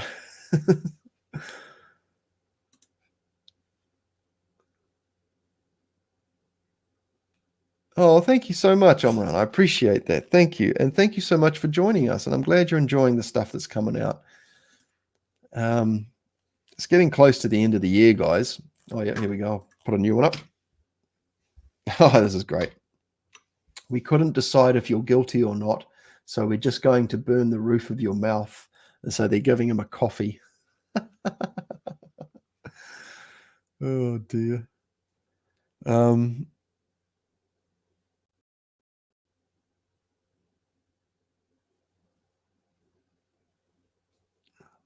So I'll just give a quick mention about what's coming up in the near future. I've got this is an exclusive for you guys. I haven't told anyone this yet, but I've had a confirmation of a guest for not this weekend, but the following weekend. Drum roll, please. My guest will be the one, the only, Mr. Ray Del Sol. Been looking forward to this. Now, unfortunately, Ray is also in Germany, and so, like some of the other teachers and practices that I've interviewed in Germany, it's about 12 hours on the other side of the clock. So it's about, actually, I think it's about 11 hours. So yeah, it'll be an early one here in New Zealand and an evening. No, we're going to do it the other way around. I think we're going to do Ray's morning, so it'll be my evening. So that's coming up on the 9th. So that should be fun. Like Ray's, man, I like Ray. I want to read some more of his books, actually. But he's a really busy, prolific teacher out there, isn't he? He writes a lot, man. I tell you what. Imagine being in the zone where you're just teaching and creating materials and exploring the metaphysical universe. Sounds tempting, doesn't it? And you create value for people that they acknowledge and exchange for their own value, which is kind of, like I've said, what I'm offering on here. Oh yes, must be time to do another shout out. What are we doing here? Oh yeah, so here we go. So some of you guys will know that I've got there's a membership button underneath on YouTube here. If I appreciate you guys that you want to show your support and stuff, and that's an option for you. There's super chats as well, and you can sign up for membership. I think it's like $5 a month or something. But YouTube take a big chunk of that, and the hoops you have to jump through to get paid from YouTube. That's why I have the Substack. Substack is way friendlier, it's way easier, and they only take like 10%. And so that means that money helps go towards more content and just, keeping me going here. I mean, if you guys are liking me and my content and where the channel's going and stuff like that, then, there's options there for supporting. If you want to do a one-shot sort of donation, look in the YouTube thing there. I've got a PayPal tip bucket there. It all adds up over time. If I can get some new equipment or a bag of groceries or something like that, it's kind of cool, like the channel's growing. It's good. I really appreciate you guys. Thank you, everyone. Thank you just for hanging out and watching, asking questions.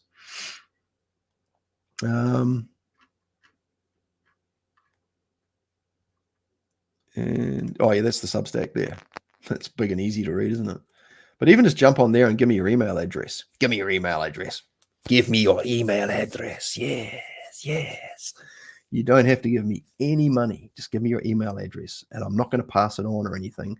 Just means that if for whatever reason YouTube goes, I don't like you, Phil, then we can stay in touch. I also have a Telegram as well, but yeah, it's all in the YouTube description below anyway, guys. But Substack's where it's at. That's what I'm punching at the moment. My website got hacked. My email got hacked. I've lost all of that, and so I'm just like going. I'll just point everyone towards Substack for now. I'm going to start making exclusive material for Substack for free subscribers and paid subscribers that won't be on YouTube as well. And at some point in the near future, Substack will be offering live streaming as well. So I'm just trying to encourage people to explore platforms outside of Facebook and YouTube, because a lot of people are on there just getting far too dependent on it. And Facebook and YouTube don't make stuff. They just use the content creators. So, I mean, we obviously get something out of it too, but yeah, Substack's I'm just putting everything into that at the moment. That's why you'll see me advertising it all the time. Oh, there's a little friend. All right, what do we got in the chat here?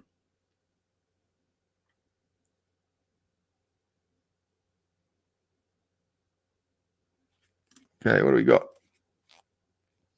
Would you recommend that a practitioner first reaches the level where they can accumulate the vital force for miles before they try to experiment with the vital force? Oh, I see. So, no, just start charging water. Just start exploring it. Start with small and then get bigger. You know, like you want to be able to measure these things so that you can be satisfied.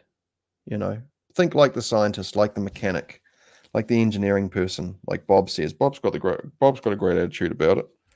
He's just like, comes at it from an engineering point of view. If you've got ways you can measure things, then you'll be satisfied. But yeah, doing things for miles, I mean, I know what you mean, like distance things. I mean, there's no reason why you can't experiment with that, but pardon me. I'm a little less of a traditionalist when it comes to the Barden material. I found Barden through Mark Rasmus, and Mark Rasmus is, he's obviously a big teacher in the area of Barden, but he's also a non-conformist in the sense of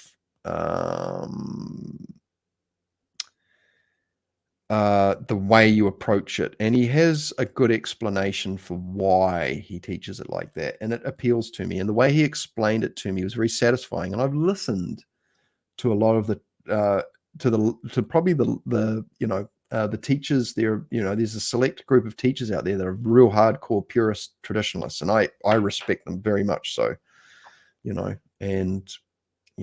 But I've just found that the argument presented, well, not the argument, but the reasons for why Mark Rasmus teaches what he teaches. And I've talked to many of his students, and I have to say, I like these people. They're good people, and they're getting results, and their students are getting results. And yeah, I'll just leave that at that. I'll probably make a video at some point, man. I got a big list of videos to make, haven't